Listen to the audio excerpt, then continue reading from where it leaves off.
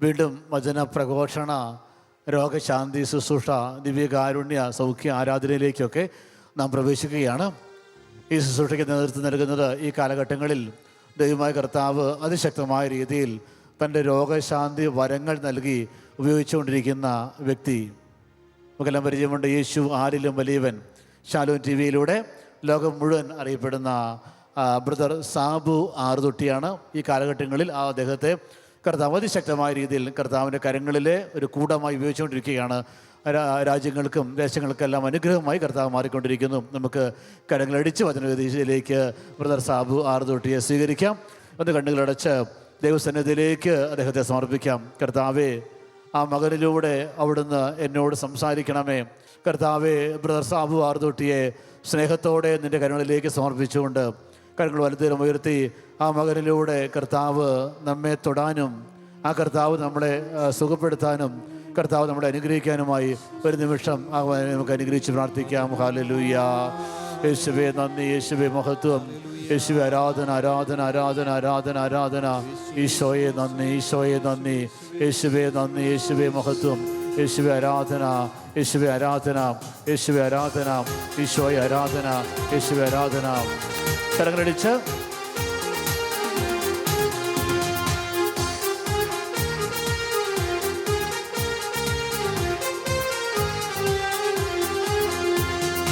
ആത്മാവാം ദൈവമേ വരണേ, എൻ്റെ ഉള്ളിൽ വസിക്കാൻ വരണേ.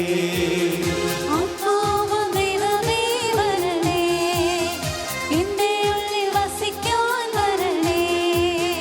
ദാഹിച്ചു നിന്നെ ഞാൻ തേടുന്നു, സ്വർഗം തുറന്നിറങ്ങി നീ വരണേ.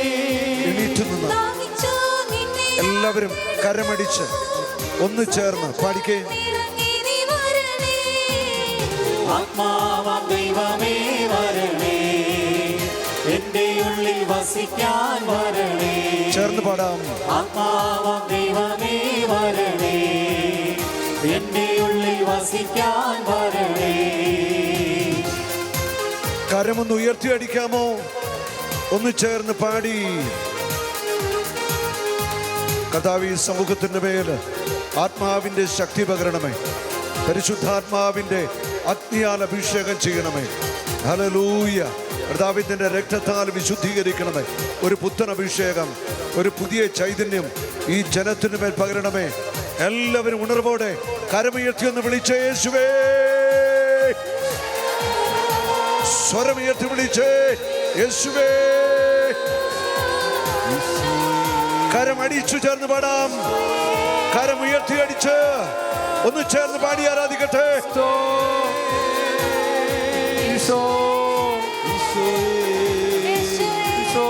രക്തത്താൽ അഭിഷേകം ചെയ്യണേ, അഗ്നിയാൽ പരിശുദ്ധി നൽകണേ.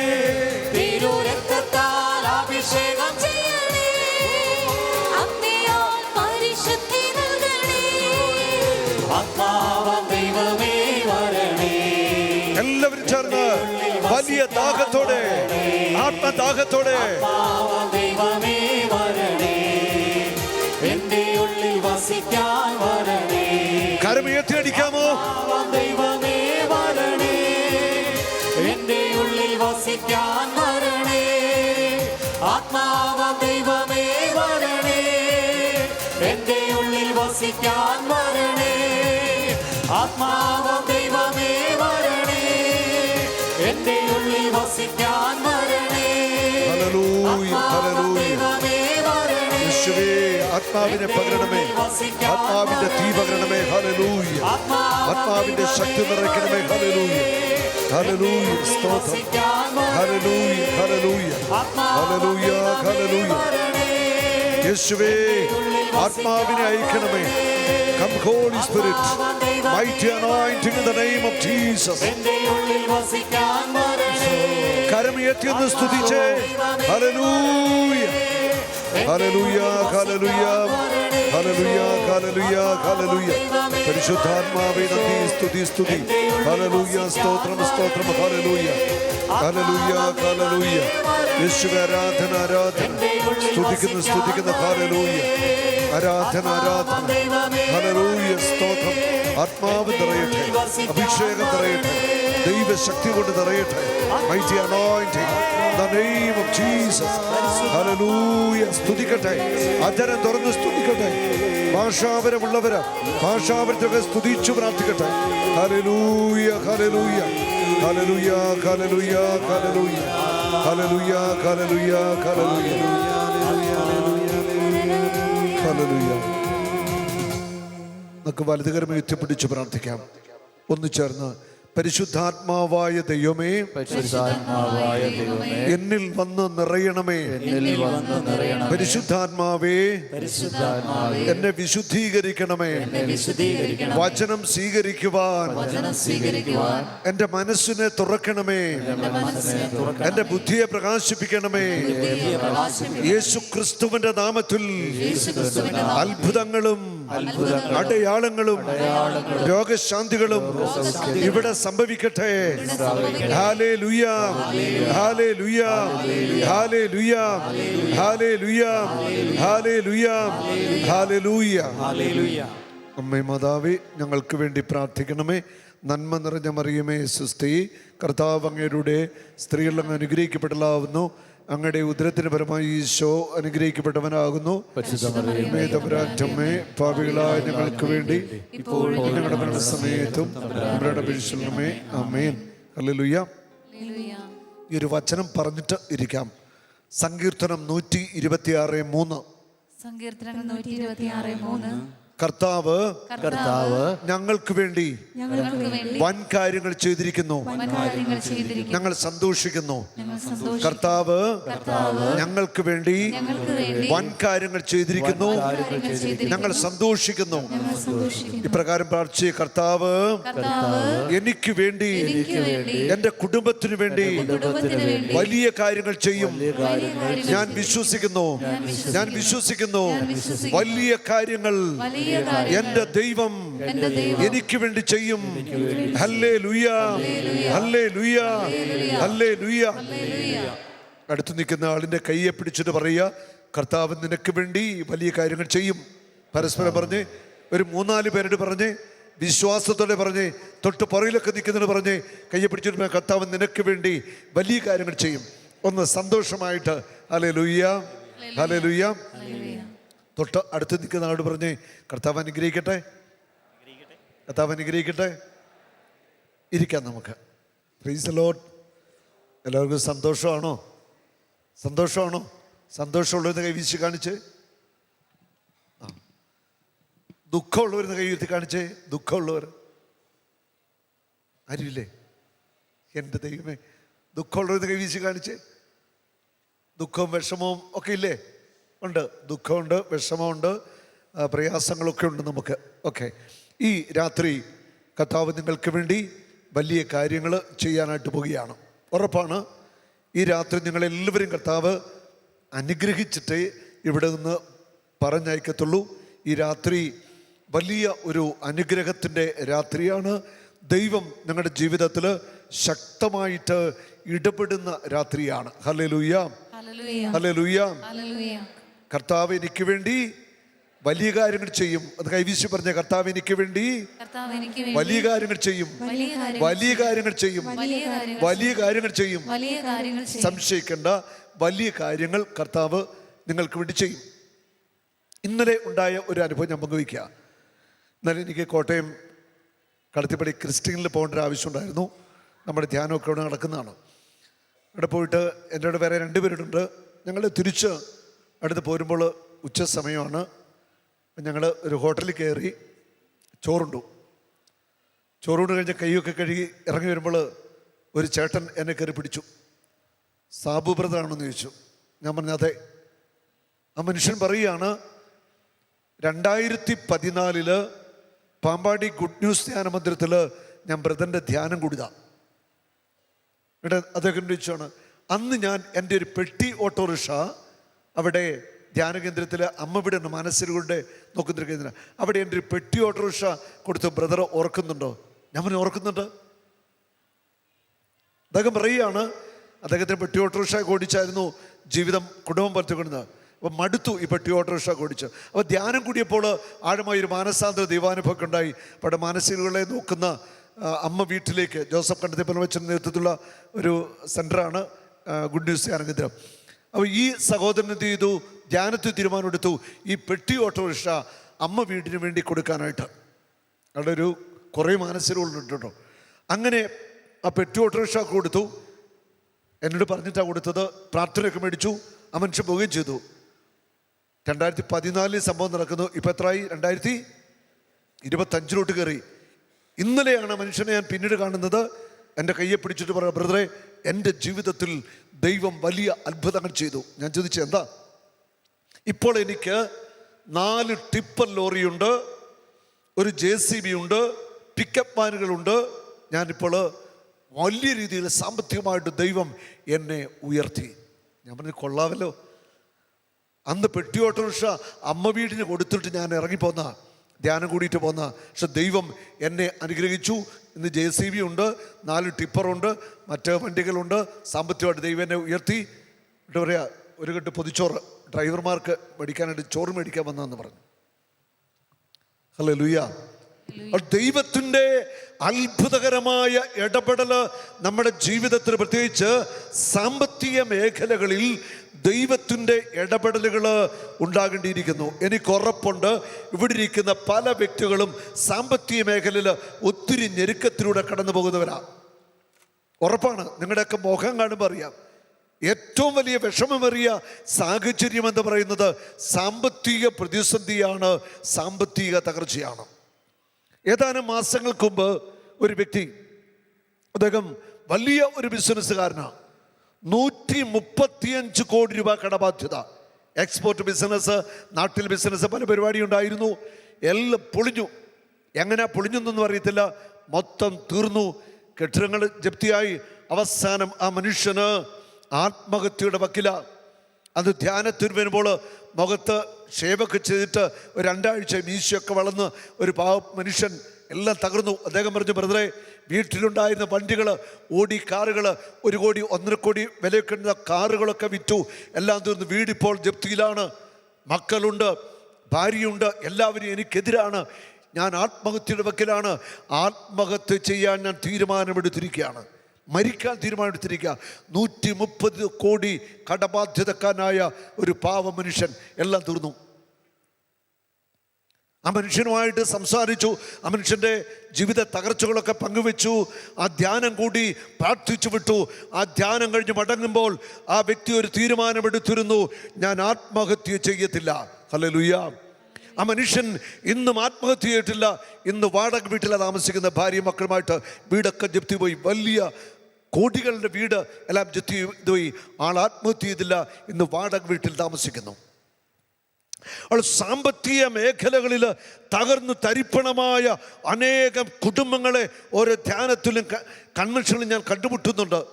ഏറ്റവും വലിയ വേദന നിറഞ്ഞ ഒരു സാമ്പത്തിക കടബാധ്യത എന്ന് പറയുന്നത്.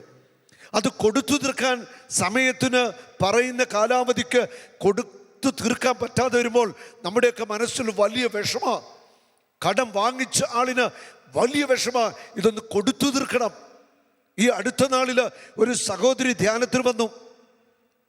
ധ്യാനത്തിൽ വന്ന ആ മകള് പങ്കുവെച്ചതാണ്, ഭർത്താവ് ആത്മഹത്യ ചെയ്തു. 2 ആൺമക്കളുണ്ട്. മക്കളൊക്കെ ഹൈസ്കൂളിൽ പഠിക്കുന്നു. ഞാൻ ചോദിച്ചു, എന്താ കാര്യം? ബിസിനസ്സായിരുന്നു, കടബാധ്യത ഉണ്ടായി, ഭർത്താവ് ജീവിതം അവസാനിപ്പിച്ചു. ഒരിക്കലും കടബാധ്യതകൾ കടന്നു വന്നു എന്നതിൻ്റെ പേരിൽ നിങ്ങൾ ജീവിതം അവസാനിപ്പിക്കുന്നതിനെ കുറിച്ച് ചിന്തിക്കരുത്. നിങ്ങളുടെ കടബാധ്യതകളിൽ ദൈവത്തിൻ്റെ ശക്തമായ ഇടപെടൽ ഉണ്ടാവും. എത്ര കോടി കടബാധ്യത ഉണ്ടെങ്കിലും നിന്റെ ദൈവം സർവശക്തനാണ്. അവൻ നിന്നെ സഹായിക്കും. നിന്റെ കടഭാരങ്ങൾ അവൻ ഏറ്റെടുക്കും. വിശ്വസിക്കാൻ പറ്റുന്നവർ ഒന്ന് കരമേറ്റി കർത്താവിനെ സ്തുതിച്ചേ. ഹല്ലേലൂയ. സ്തുതിക്കട്ടെ. ഹല്ലേലൂയ, ഹല്ലേലൂയ, ഹല്ലേലൂയ, ഹല്ലേലൂയ, ഹല്ലേലൂയ, ഹല്ലേലൂയ, ഹല്ലേലൂയ, ഹല്ലേലൂയ. യെശയ്യാ പ്രവാചകന്റെ പുസ്തകത്തില് 10-ാം അധ്യായത്തിന്റെ 27-ാമത്തെ തിരുവചനം പറയുന്നു, അന്ന് അവന്റെ ഭാരം നിന്റെ തോളിൽ നിന്ന് നീങ്ങുകയും നിന്റെ കഴുത്തിലെ നുകം തകർക്കപ്പെടുകയും ചെയ്യും. അന്ന് അവന്റെ ഭാരം നിന്റെ തോളിൽ നിന്ന് നീങ്ങും, നിന്റെ കഴുത്തിലെ നുകം തകർക്കപ്പെടും. ഹല്ലേലൂയ. ഇന്ന് നിന്റെ കഴുത്തിലെ നുകം കർത്താവ് തകർക്കും. സാമ്പത്തിക ഭാരത്തിന്റെ വിഷമങ്ങള് കഴുത്തിൽ നുകം വെച്ചിരിക്കുക, കടബാധ്യതയുടെ നുകം, ജീവിത തകർച്ച, കുടുംബ തകർച്ച, സ്വസ്ഥതയില്ല, സമാധാനമില്ല, പ്രതിസന്ധികള്, പലരുടെയും കഴുത്തില് നുഖങ്ങൾ ഇരിപ്പുണ്ട്. നിന്റെ ഭാരം അവൻ നീക്കും, നിന്റെ കഴുത്തിലെ നുഖങ്ങൾ അവൻ തകർക്കും. കരമടിച്ചൊന്ന് സ്തുതിക്കാമോ? നന്നായിട്ടൊന്ന് കരമടിച്ച്. ഹല്ലേലൂയ. നിന്റെ കഴുത്തിലെ നുഖങ്ങൾ കർത്താവ് തകർക്കും. സാത്താൻ നിങ്ങളുടെ മേലിട്ടിരിക്കുന്ന, നിങ്ങളുടെ സമ്പത്തിന്റെ മേലിട്ടിരിക്കുന്ന സകല കെട്ടുകളും അഴിച്ച് ഇവിടെ നിങ്ങളെ വിടത്തുള്ളൂ. ബിസിനസ് ആകാം, ജോലിയാകാം, കൃഷിയാകാം, എന്തുമാവട്ടെ, സാമ്പത്തിക മേഖലയിലെ തകർച്ചയിൽ നിന്ന് ഒരു അത്ഭുത വഴി ഇന്ന് യേശു നിങ്ങൾക്കായിട്ട് തുറക്കാനായിട്ട് പോകുക. നമ്മുടെ ദൈവം ജീവിക്കുന്ന ദൈവമാണ്, അവൻ സർവശക്തനാണ്, അവൻ ഇവിടെയുണ്ട്. കരമടിച്ചൊന്ന് സ്തുതിച്ചേ. ഹല്ലേലൂയ, ഹല്ലേലൂയ. അതുകൊണ്ട് ധൈര്യമായിട്ടിരിക്കുക. കടബാധ്യതക്കാര് ഇപ്പോൾ ഈ ശുശ്രൂഷയിൽ പങ്കെടുക്കുന്ന എല്ലാവരും, ഈ നൈറ്റ് വിജില് ലോകരാജ്യങ്ങളിൽ അനേകർ പങ്കെടുക്കുകയാണ്. ഈ കണ്ടുകൊണ്ടിരിക്കുന്ന ഓരോരുത്തരും ഹൃദയത്തിൽ വിശ്വസിച്ചോ, കടബാധ്യതയിൽ ഇന്ന് കർത്താവ് ഇടപെടുന്ന ദിവസമാണ്. Hallelujah, hallelujah. കഴിഞ്ഞ മാസം എനിക്ക് കൊല്ലത്ത് ഒരു കൺവെൻഷൻ ഉണ്ടായിരുന്നു. 10,000-കണക്കിന് ആളുകൾ പങ്കെടുത്ത ഒരു തീരദേശ ബൈബിൾ കൺവെൻഷൻ. കൂടുതലും മത്സ്യത്തൊഴിലാളികളാണ്. ആ ദിവസങ്ങളിൽ ഞാനിവിടെ കണ്ട കാഴ്ച നിങ്ങളുടെ പങ്കുവയ്ക്കാം. കേരളത്തിൽ പട്ടിണിയുണ്ടോ? ആരെങ്കിലും പട്ടിണി അനുഭവിക്കുന്നുണ്ടോ കേരളത്തിൽ? ഇല്ലെന്ന് നിങ്ങൾ പറയരുത്. കേരളത്തിൽ പട്ടിണി അനുഭവിക്കുന്നവരുണ്ട്. പ്രത്യേകിച്ച് മത്സ്യത്തൊഴിലാളികളുടെ ഇടയിൽ വലിയ ദാരിദ്ര്യമുണ്ട്, വലിയ കഷ്ടതയുണ്ട്. ആ ദിവസങ്ങളിൽ അവിടുത്തെ മനുഷ്യരുടെ കഷ്ടപ്പാടുകൾ ഞാൻ കണ്ടതാണ്, അനുഭവിച്ചതാണ്. ആയിരക്കണക്കിന് ആളുകൾ ധ്യാനിക്കാനായിട്ട് വന്നതിൽ അവർ പങ്കുവെച്ച അനുഭവങ്ങൾ, 2 വർഷമായിട്ട് കടലിൽ മത്സ്യം വളരെ കുറവാണ്. പലപ്പോഴും വള്ളങ്ങളുമായിട്ട് മത്സ്യബന്ധനത്തിന് പോയിട്ട് തിരിച്ചു വരുന്നത് ശൂന്യമായ വള്ളങ്ങളുമായിട്ട്, മത്സ്യമില്ല, പട്ടിണി. ഇനി ആർക്കെങ്കിലുമൊക്കെ മത്സ്യം കിട്ടിയാലോ? ധാരാളം മത്സ്യത്തൊഴിലാളികൾ മദ്യത്തിന്റെ അടിമകളാ, മദ്യപാനത്തിന്റെ അടിമകള്.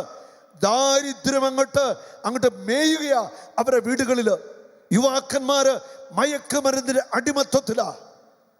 കൺവെൻഷനൊക്കെ കഴിഞ്ഞ് അവിടെ മണൽപ്പുറത്ത് കിടക്കുന്ന മനുഷ്യര്, 10, 75, 80 വയസ്സുള്ള പാവപ്പെട്ട മനുഷ്യര് അവിടെ മണലിന് പുറത്താണ് കിടക്കുന്നത്.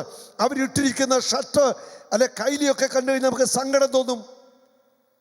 കൺവെൻഷനിലേക്ക് കടന്നു വന്ന സഹോദരിമാര് ഉടുത്തിരിക്കുന്ന സാരിക്ക് പരമാവധി ഒരു 200-250 രൂപ വില കാണുള്ളൂ. അതൊക്കെ ചെളിയും പിടിച്ച് വഴഞ്ഞനായ സാരികൾ. സത്യം പറയാമല്ലോ, എൻ്റെ മനസ്സിൽ ഭയങ്കര സങ്കടം തോന്നി. എൻ്റെ ജീവിതത്തിൽ ഇതുപോലെ സങ്കടം തോന്നിയ ദിവസങ്ങളില്ല.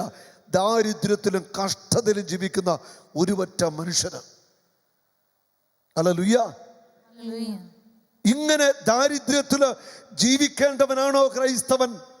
ചിന്തിക്കേണ്ട ഒരു മേഖലയാ. എന്തുകൊണ്ട് അവർക്കിതുപോലെ ദാരിദ്ര്യമുണ്ടാകുന്നു? ഒരു പ്രധാനപ്പെട്ട കാര്യം, മത്സ്യബന്ധനത്തിന് പോകുന്ന അനേകം മത്സ്യത്തൊഴിലാളികൾ മദ്യപാനത്തിന്റെ അടിമകളാണ്. വീട്ടിൽ വെള്ളം കൊടുത്തേക്കും ബാക്കി മുഴുവൻ കൂട്ടുകൂടി മദ്യപിച്ച് അങ്ങനെ തീർക്കുകയാണ്. ലഹരിക്ക് അടിമകൾ. അങ്ങനെ എല്ലാം കൊണ്ടും തകർന്ന ജീവിത പശ്ചാത്തലം. ഇതേ അവസ്ഥ തന്നെ അനേക സ്ഥലങ്ങളിലുണ്ട്. ഇത് മത്സ്യത്തൊഴിലാളികളുടെ ശരിക്കും പട്ടിണിയുണ്ട്, ദാരിദ്ര്യമുണ്ട്, നല്ല വസ്ത്രങ്ങളില്ല. അതിലൊക്കെ എത്രയോ മെച്ചമാണ് നമ്മുടെ നാട്ടിൻ പുറങ്ങളൊക്കെ. Hallelujah, hallelujah. ദാരിദ്ര്യത്തിൽ ജീവിക്കുന്ന ഒരുപറ്റം മനുഷ്യരുണ്ടെന്ന് നമ്മൾ തിരിച്ചറിയണം. നമ്മൾ ക്രൈസ്തവര് ദാരിദ്ര്യത്തിൽ ജീവിക്കേണ്ടവരാണോ? അത് ഞാൻ ചോദിക്കുന്ന ചോദ്യം. യഥാർത്ഥത്തിൽ നമ്മുടെ ദൈവം സമ്പന്നനായ ദൈവമാണ്. ആ ദൈവം നമുക്ക് വേണ്ടത് നൽകും, സമ്പത്ത് നൽകും. സമ്പത്ത് അധ്വാനിച്ചുണ്ടാക്കുന്നത് തെറ്റല്ല. അങ്ങനെ ആരെങ്കിലും വിചാരിക്കുന്നുണ്ടെങ്കിൽ അവർക്ക് തെറ്റിപ്പോയി. ഹല്ലേലൂയ. അധ്വാനിച്ച് സമ്പത്ത് ഉണ്ടാക്കണം, അതാ ദൈവം ആഗ്രഹിക്കുന്നത്. അധ്വാനിച്ചുണ്ടാക്കണം. ഞാൻ പറയുന്ന വാക്കുകൾ ശ്രദ്ധിച്ചുകൊള്ളുക.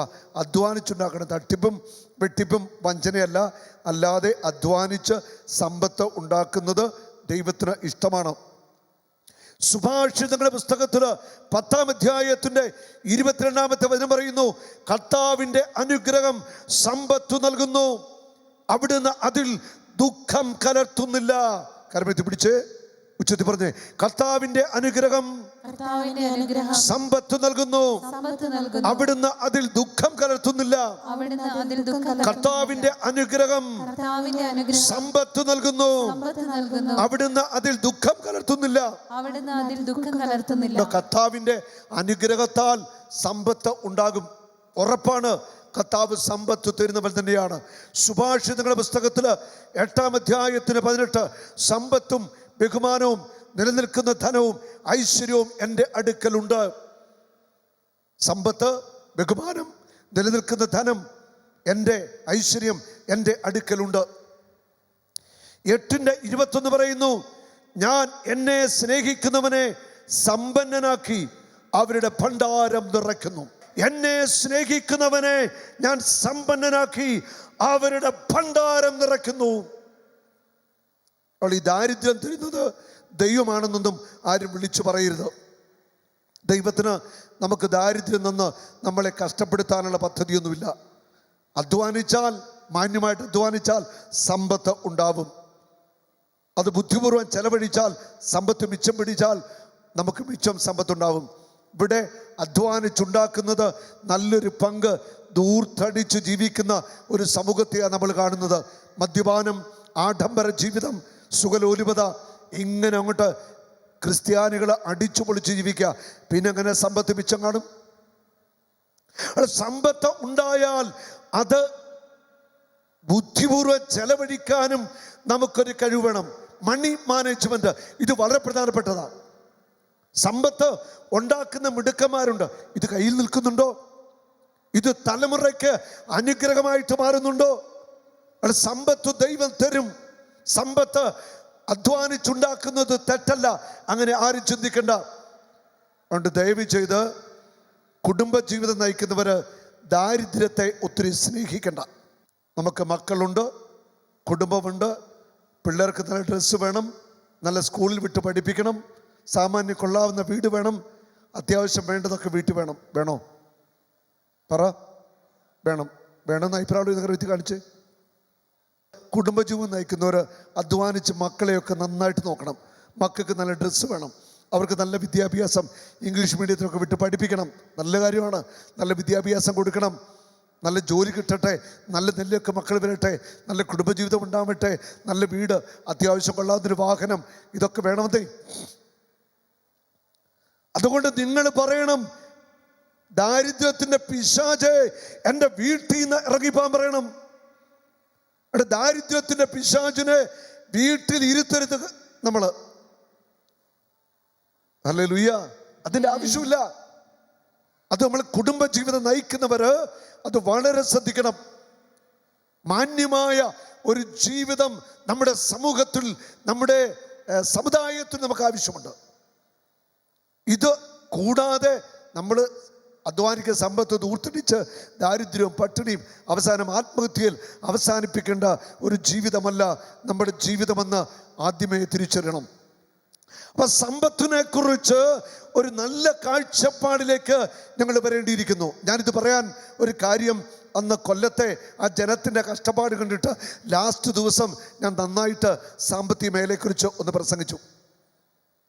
അത് അവരുടെ ഹൃദയത്തെ ശരിക്ക് തൊട്ടു. ഹല്ലേലൂയ. രണ്ട് സമ്പത്ത് വേണമെന്നേ. അരി മേടിക്കാൻ കട ചെന്ന് കഴിഞ്ഞിട്ട് ചിരിച്ചു കാണിച്ചാൽ അരി കിട്ടുവോ? കിട്ടുവോ? ഇല്ല. ഇറച്ചി കട ചെന്നിട്ട് ചിരിച്ചു കാണിച്ചാൽ ഇറച്ചി തരുവോ? ഇല്ല. കാശ് കൊടുക്കണ്ടേ? വേണ്ടേ? വേണം. ഓക്കെ, അപ്പൊ പോക്കറ്റ് കാശ് വേണം. വേണ്ടേ? വേണം. കർത്താവിന്റെ അനുഗ്രഹം സമ്പത്ത് നൽകുന്നു, അവിടുന്ന് അതിൽ ദുഃഖം കലർത്തുന്നില്ല. സമ്പത്തിന്റെ മേൽ പിശാചിട്ട അദൃശ്യ ചങ്ങലകളെ ഇന്ന് നമുക്ക് തകർക്കണം. നമ്മുടെ മാതാപിതാക്കന്മാർ അല്ലെ പൂർവികർ സാമ്പത്തിക മേഖലയിൽ ചെയ്ത അനീതികളും വേണ്ടാത്ത കാര്യങ്ങൾ ചെയ്തിട്ടുണ്ടെങ്കിൽ അവയ്ക്കെല്ലാം നമുക്ക് ഇന്ന് ആരാധനയിൽ ക്ഷമ ചോദിച്ച് പ്രാർത്ഥിക്കണം. പല കുടുംബങ്ങളും സാമ്പത്തിക മേഖലയിൽ ഉയർച്ച പ്രാപിക്കാത്തതിന് പിന്നിൽ ശക്തമായ എന്തെങ്കിലും കാരണമുണ്ട്. എന്തെങ്കിലും ഒരു കാരണമുണ്ട്. അതുകൊണ്ടാണ് സാമ്പത്തിക ഉയർച്ചയില്ലാത്തത്. ചില പറയുന്നുണ്ട്, ബ്രദറെ അധ്വാനിച്ച് പണമുണ്ടാക്കുന്നുണ്ട്, വീട്ടിൽ കൊണ്ട് ലക്ഷങ്ങൾ വെച്ചാലും അതെങ്ങനെ ചെലവാകുന്ന വരത്തില്ല, ഒന്നും മിച്ചമില്ല.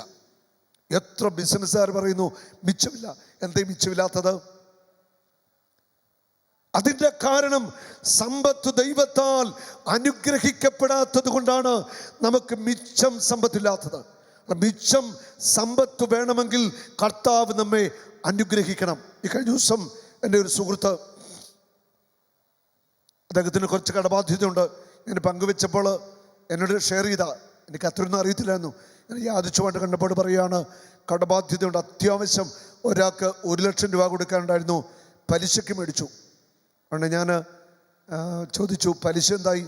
എൻ്റെ ബ്രദറെ, 1 ലക്ഷം രൂപ പലിശയ്ക്ക് മേടിച്ചപ്പോൾ 85,000 രൂപ കൈ കിട്ടി. 15,000 ഒരു മാസത്തെ പലിശയാണ്. 15,000 രൂപ. 100 രൂപയ്ക്ക് 15 രൂപ പലിശ. ഞാൻ ചോദിച്ചു, ഇത് പലിശയ്ക്ക് തന്നത് ക്രിസ്ത്യാനി തന്നെയാണോ?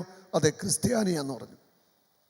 15 രൂപ പലിശ കൊടുക്കുന്ന ക്രിസ്ത്യാനി, മേടിച്ച ആളും ക്രിസ്ത്യാനി. 85,000 രൂപ കൈ കിട്ടി. 15,000 രൂപ ഒരു മാസത്തെ പലിശ എടുത്തു. പിറ്റേ മാസം 15,000 രൂപ പലിശ കൊടുക്കണം, അല്ലേ മുതൽ കൊടുക്കണം. മുതലും പലിശ കൂടെ കൊടുക്കണം. 1.15. എങ്ങനുണ്ട്? ഇതുപോലെ അധാർമികമായിട്ട് പലിശ വാങ്ങുന്നവരുണ്ട്. 5 രൂപ 8 രൂപ 10 രൂപ ഒക്കെ പലിശക്ക് മേടിക്കുന്ന കൊടുക്കുന്ന നല്ല ഉറച്ച കത്തോലിക്ക വിശ്വാസികളുണ്ട്. ഇത് ഗൗരവമുള്ള പാപമാണ്, ഒരിക്കലും ചെയ്യാൻ പാടില്ലാത്ത കാര്യമാണ്. ഇങ്ങനെയൊക്കെ പിതാക്കന്മാർ സമ്പത്ത് പലിശക്ക് കൊടുത്തും അധാർമിക വഴിയൊക്കെ സംഭവിച്ചിട്ടുണ്ടോ? സാമ്പത്തിക മേഖലകളിൽ തകർച്ചകൾ കടന്നു വരും. സാമ്പത്തിക മേഖലയിൽ തകർച്ച അനുഭവിക്കുന്നവർക്ക് കർത്താവ് അത്ഭുത വിടുതൽ തരണമെങ്കിൽ ആദ്യമേ സാമ്പത്തിക മേഖലയിൽ നമുക്ക് വന്നുപോയ തെറ്റുകളെ ഓർത്ത് നമ്മൾ അനുദപിക്കണം. എവിടാണ് സാമ്പത്തിക മേഖല നമുക്ക് വീഴ്ചകൾ വന്നിരിക്കുന്നത്? ഹല്ലേലൂയ. ഇനി നമ്മൾ ബൈബിൾ പരിശോധിച്ചാൽ, പുതിയ നിയമത്തിലേക്ക് വന്നാൽ നമ്മൾ വായിക്കുന്നു 2 കൊരിന്തോസ് 8-ാം അധ്യായത്തിൻ്റെ 9-ാമത്തെ തിരുവചനം. 2 കൊരിന്തോസ് 8:9. നമ്മുടെ കർത്താവായ യേശുക്രിസ്തുവിൻ്റെ കൃപ നിങ്ങൾക്ക് അറിയാമല്ലോ. അവൻ സമ്പന്നനായിരുന്നിട്ടും നിങ്ങളെ പ്രതി ദരിദ്രനായി, എൻ്റെ ദാരിദ്ര്യത്താൽ നിങ്ങൾ സമ്പന്നർ ആകാൻ വേണ്ടി തന്നെ. ക്രിസ്തു നമ്മെ പ്രതി ദരിദ്രനായി. എന്തിനാണ്? നമ്മെ സമ്പന്നനാക്കാൻ വേണ്ടി. ക്രിസ്തു ദരിദ്രനായി എന്നെയും നിങ്ങളെയും സമ്പന്നരാക്കാൻ വേണ്ടി അവൻ ദരിദ്രനായിട്ട് ഈ ഭൂമിയിൽ പിറന്നു. ഹല്ലേലൂയ. ഇത് ദൈവവചനം കേട്ടോ, പൗലോസ് അപ്പോസ്തലൻ എഴുതി വച്ചിരിക്കുന്ന വചനമാണ്. 2 കൊരിന്തോസ് 9-ാം അധ്യായത്തിൻ്റെ 8-9 വചനങ്ങൾ പറയുന്നുണ്ട്, നിങ്ങൾക്ക് ആവശ്യമുള്ളതെല്ലാം സദാ സമൃദ്ധമായി ഉണ്ടാകാനും സൽകൃത്യങ്ങൾ ധാരാളമായി ചെയ്യാനും വേണ്ട എല്ലാ അനുഗ്രഹങ്ങളും സമൃദ്ധമായി നൽകാൻ കഴിവുറ്റവനാണ് ദൈവം. എല്ലാം സമൃദ്ധമായിട്ട് നൽകാൻ കഴിവുറ്റവനാണ് ദൈവം. അവൻ വാരി വിതറി, അവൻ ദരിദ്രർക്ക് ദാനം ചെയ്തു. അവൻ്റെ നീതി എന്നേക്ക് നിലനിൽക്കുന്നു. വിതക്കാൻ വിത്തും ഭക്ഷിക്കാൻ അപ്പം കൊടുക്കുന്നവൻ നിങ്ങൾക്ക് വിതക്കാനുള്ള വിത്തും തരികയും അതിനെ വർദ്ധിപ്പിക്കുകയും നിങ്ങളുടെ നീതിയുടെ വിളവ് സമൃദ്ധമാക്കുകയും ചെയ്യും. ഹല്ലേലൂയ. ദൈവം നമുക്ക് സമൃദ്ധി നൽകും, സാമ്പത്തിക ഉയർച്ച നൽകും. സമ്പത്ത് അധ്വാനിച്ച് ഉണ്ടാക്കുന്നത് വിവേകത്തോടെ കൈകാര്യം ചെയ്യുക എന്നുള്ളത് വളരെ പ്രധാനപ്പെട്ട കാര്യമാണ്. ദൂർത്തടിച്ച് ജീവിച്ചിട്ട് കടബാധ്യതയായി ദരിദ്രരായി എന്ന് പറഞ്ഞിട്ട് ഒരു കഥയുമില്ല. അവിടെ സമ്പത്ത് അധ്വാനിക്കണം, സമ്പത്തുണ്ടാവണം. അത് ചെലവഴിക്കുന്നത് വളരെ സൂക്ഷിച്ച് ആയിരിക്കണം. നമ്മൾ വായിക്കുന്നു ഉൽപ്പത്തി പുസ്തകം 12:1 മുതൽ 3 വരെയുള്ള വചനങ്ങൾ. ദൈവം അബ്രാഹത്തെ വിളിക്കുക. അബ്രാഹത്തെ വിളിച്ചു എന്നിട്ട് പറഞ്ഞു, ഞാൻ നിന്നെ അനുഗ്രഹിക്കും, നീ ജനതകളുടെ പിതാവായിട്ട് മാറും. വലിയ ഒരു അനുഗ്രഹം അബ്രാഹത്തിന് ദൈവം നൽകുക. നീ നിന്റെ പിതാക്കന്മാരെയും പ്രതിഭവനത്തെയും എല്ലാം വിട്ട് പോരാനായിട്ട് പറയുക. ഞാൻ കാണിച്ചു തരുന്ന ദേശത്തേക്ക് നീ പോവുക. അങ്ങനെ അബ്രാഹാം ഇറങ്ങിത്തിരിച്ചു. ദൈവത്തിൻ്റെ വാക്ക് കേട്ട് നീ ഒരു അനുഗ്രഹമായിരിക്കും, നിന്നെ അനുഗ്രഹിക്കുന്നവരെ ഞാൻ അനുഗ്രഹിക്കും, നിന്നെ ശപിക്കുന്നവരെ ഞാൻ ശപിക്കും. നീ ഒരു അനുഗ്രഹമായിരിക്കും. അബ്രാഹത്തെ ദൈവം അനുഗ്രഹിച്ചു. ഈ അനുഗ്രഹം എനിക്കും നിങ്ങൾക്കും അവകാശപ്പെട്ടതാണ്. ഇനി അബ്രാഹാം അനുഭവിച്ച അനുഗ്രഹത്തെക്കുറിച്ച് ഞാൻ അല്പം പങ്കുവയ്ക്കാം. ഉൽപ്പത്തി പുസ്തകം 13-ാം അധ്യായത്തിൽ 1 മുതലുള്ള തിരുവചനങ്ങൾ. അബ്രാം ഭാര്യയോടും സ്വന്തമായ സകലത്തോടും കൂടെ ഈജിപ്തിൽ നിന്ന് നെഗേമിലേക്ക് പോയി. ലോത്തും കൂടെ ഉണ്ടായിരുന്നു. അബ്രാഹാമിന് ധാരാളം കന്നുകാലികളും സ്വർണവും വെള്ളിയും ഉണ്ടായിരുന്നു. അബ്രാഹാം ദാരിദ്ര്യവാസിയല്ലായിരുന്നു. അബ്രാഹാമിന് ധാരാളം വെള്ളിയും സ്വർണവും കന്നുകാലികളും ഉണ്ടായിരുന്നു. ദൈവം വിളിച്ചിറക്കിക്കൊണ്ട് പോന്ന, ഞാൻ പറയുന്ന നാട്ടിലോട്ട് പൊക്കളാൻ പറയുക, അബ്രാഹത്തിന് ധാരാളം സ്വർണവും വെള്ളിയും കന്നുകാലികളും ഉണ്ടായിരുന്നു. പഴയ നിയമത്തിൽ വായിക്കുമ്പോൾ ഈ മൃഗങ്ങളുടെ എണ്ണം അളവാണ് സമ്പത്തിൻ്റെ അളവായിട്ട് വിശുദ്ധ ബൈബിളിൽ നമ്മൾ കാണുന്നത്. നമ്മൾ മനസ്സിലാക്കണം, അബ്രാഹാം ദരിദ്രൻ ആയിരുന്നില്ല, അബ്രാഹാം സമ്പന്നനായിരുന്നു. വിശ്വാസികളുടെ പിതാവായ അബ്രാഹാം സമ്പത്തുള്ള വ്യക്തിയായിരുന്നു, ദരിദ്രൻ അല്ലായിരുന്നു. ഹല്ലേലൂയ, ഹല്ലേലൂയ, ഹല്ലേലൂയ, ഹല്ലേലൂയ. തുടർന്ന് പറയുന്നു, സ്വർണ്ണവും വെള്ളിയും ഉണ്ടായിരുന്നു. അവൻ നെഗേബിൽ നിന്ന് ബേഥേൽ വരെയും ബേഥേലിന് ആയിക്കുമിടയ്ക്ക് താൻ മുമ്പ് കൂടാരമടിച്ചതും ആദ്യമായി ബലിപീഠം പണിതതുമായ സ്ഥലം വരെയും യാത്ര ചെയ്തു. അവിടെ അബ്രാം കർത്താവിൻ്റെ നാമം വിളിച്ചപേക്ഷിച്ചു. ഉണ്ടോ? അവിടെ അബ്രാഹാം ബലിപീഠം പണിതു, കർത്താവിൻ്റെ നാമം വിളിച്ചപേക്ഷിച്ചു. അവൾ സമ്പന്നനായ അബ്രാഹാം കർത്താവിൻ്റെ നാമം വിളിച്ചപേക്ഷിച്ചു. ഹല്ലേലൂയ.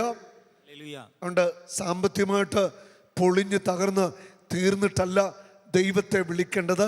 സമ്പത്തുള്ളപ്പോൾ ദൈവത്തെ വിളിക്കണം, ദൈവത്തെ ആരാധിക്കണം, ദൈവത്തെ മാനിക്കണം, ദൈവത്തിൻ്റെ വചനം അനുസരിച്ച് ജീവിക്കണം.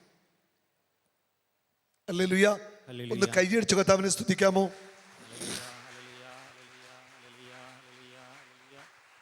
ഹല്ലേലൂയ. അവിടെ പറയുക, അബ്രാഹാം ബലിപീഠം പണിതു, കർത്താവിൻ്റെ നാമം വിളിച്ചപേക്ഷിച്ചു. ബലിപീഠം പണിത് എന്തിനു വേണ്ടിയാ? ദൈവത്തെ ആരാധിക്കാൻ. ബലിപീഠം പണിതു, ദൈവത്തെ ആരാധിച്ചു, കർത്താവിൻ്റെ നാമം വിളിച്ചപേക്ഷിച്ചു. അതുകൊണ്ട് സമ്പത്തുള്ളപ്പോൾ, ആരോഗ്യമുള്ളപ്പോൾ, നല്ല അടിപൊളിയായിട്ട് ജീവിക്കുമ്പോൾ ദൈവത്തെ ആരാധിക്കണം, ദൈവത്തെ മഹത്വപ്പെടുത്തണം. അവൻ്റെ സമ്പത്ത് പോകത്തില്ല. സമ്പത്തെല്ലാം തകർന്നു പോയി കഴിഞ്ഞാൽ എല്ലാവരും ധ്യാനം കൂടുന്നു, കർത്താവിനെ തേടുന്നു, കർത്താവെ ഒരു പരിവായി രക്ഷിക്കണം. നല്ല കാര്യം, കുഴപ്പമില്ല. അന്നേരമെങ്കിലും ധ്യാനം കൂടിയല്ലോ. സമ്പത്തുണ്ടായിരുന്നപ്പോൾ കർത്താവിനെ അറിയത്തില്ല, പള്ളി അറിയത്തില്ല, ഒന്നും അറിയത്തില്ലായിരുന്നു. ഇവിടെ അബ്രാഹാം വലിയ ഒരു മാതൃകയാണ്. സ്വർണ്ണമുണ്ട്, വെള്ളിയുണ്ട്, കന്നുകാലിയുണ്ട്, ആടുമാടുകളുണ്ട്, എല്ലാം ഉള്ളപ്പോൾ അബ്രാഹാം ബലിപീഠം പണിതു, കർത്താവിന് നാമത്തെ വിളിച്ചപേക്ഷിച്ചു, കർത്താവിനെ ആരാധിച്ചു. അതുകൊണ്ട് സമ്പത്തുള്ളവർ നന്നായിട്ട് കർത്താവിനെ ആരാധിക്കണം. സമ്പത്ത് പങ്കുവെച്ചുകൊണ്ട് തന്നെ ആരാധിക്കണം, കർത്താവിന് കൊടുക്കണം. ഹല്ലേലൂയ, ഹല്ലേലൂയ, ഹല്ലേലൂയ. അപ്പോൾ അബ്രാഹാം ദരിദ്രനായിരുന്നോ? ആയിരുന്നോ? ഒച്ചത്തി പറ. അല്ല, അബ്രാഹാം സമ്പന്നൻ ആയിരുന്നു. ഇനി അബ്രാഹത്തിന്റെ മകനായ ഇസഹാക്ക് സമ്പന്നനായിരുന്നോ? ആയിരുന്നോ? ആയിരുന്നു. ഉൽപ്പത്തി പുസ്തകം 26-ാം അധ്യായത്തില് 1 മുതലുള്ള വചനങ്ങൾ വായിക്കുന്നു. അബ്രാഹത്തിന്റെ കാലത്ത് ഉണ്ടായതിനു പുറമെ മറ്റൊരു ക്ഷാമം കൂടി ആ നാട്ടിലുണ്ടായി. അബ്രാഹാം ജീവിച്ച നാട്ടില് മറ്റൊരു ക്ഷാമം ഉണ്ടായി. ഒരു വലിയ ക്ഷാമം അവിടെ ബാധിച്ചു. ഇസ്ഹാക്ക് ഗരാറിൽ ഫിലിസ്തീനയുടെ രാജാവായ അബീമേലെക്കിന്റെ അടുക്കലേക്ക് പോയി. കർത്താവ് പ്രത്യക്ഷപ്പെട്ട് അവനോട് പറഞ്ഞു, ഈജിപ്തിലേക്ക് പോകരുത്. ഈജിപ്തിലേക്ക് പോകരുത്. കാരണം അവിടെ ക്ഷാമമായി.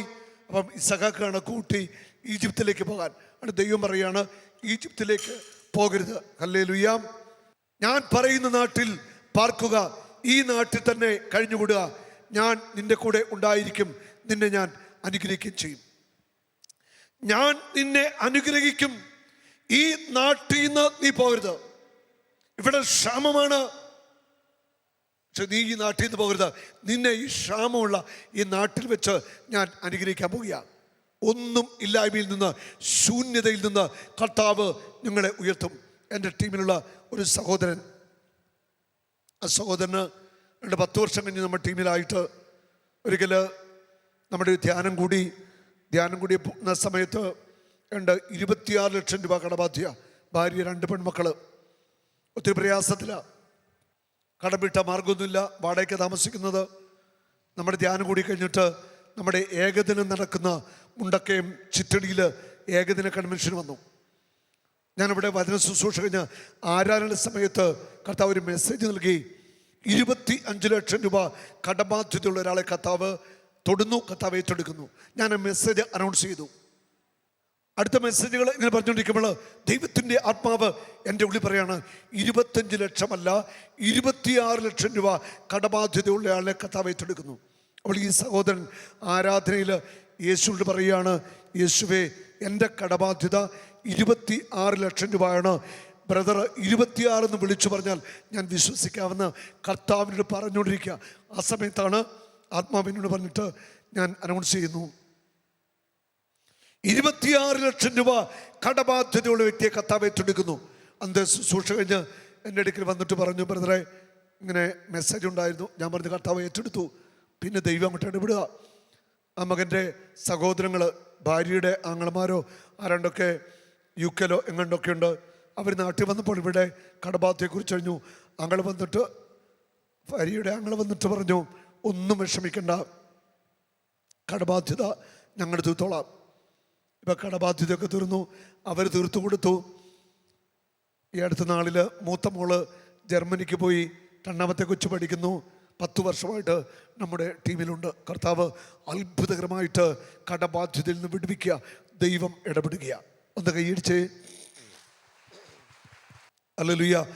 ദൈവത്തിൻ്റെ ശക്തമായ ഇടപെടലുകൾ ഉണ്ടാകും നമ്മുടെ ജീവിതത്തിൽ. സാമ്പത്തിക മേഖലയിൽ കർത്താവ് വഴി തുറക്കും. നിനക്ക് കോടി രൂപ കടബാധ്യ ആയിക്കൊള്ളട്ടെ, അല്ലെ ലക്ഷങ്ങളായിക്കോട്ടെ, എല്ലാം 0 ആയിക്കൊള്ളട്ടെ, അവിടെ നിന്ന് നിന്നെ ഉയർത്തുവാൻ കർത്താവിന് സാധിക്കും.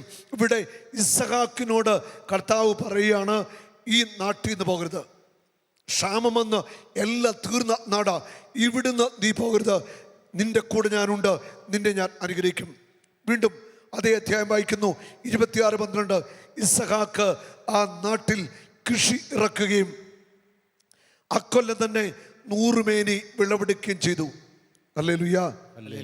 ഇസഹാക്ക് ആ നാട്ടിൽ കൃഷി ഇറക്കി 100 മേനി വിളവ്. കണ്ടോ, ക്ഷാമം നിറഞ്ഞു നിൽക്കുന്ന ഒരു നാടാണ്. അവിടെ കൃഷി ഇറക്കി 100 മേനി വിളവ്. ഹല്ലേലൂയ. ഇത് ദൈവത്തിൻ്റെ പ്രവൃത്തിയാ.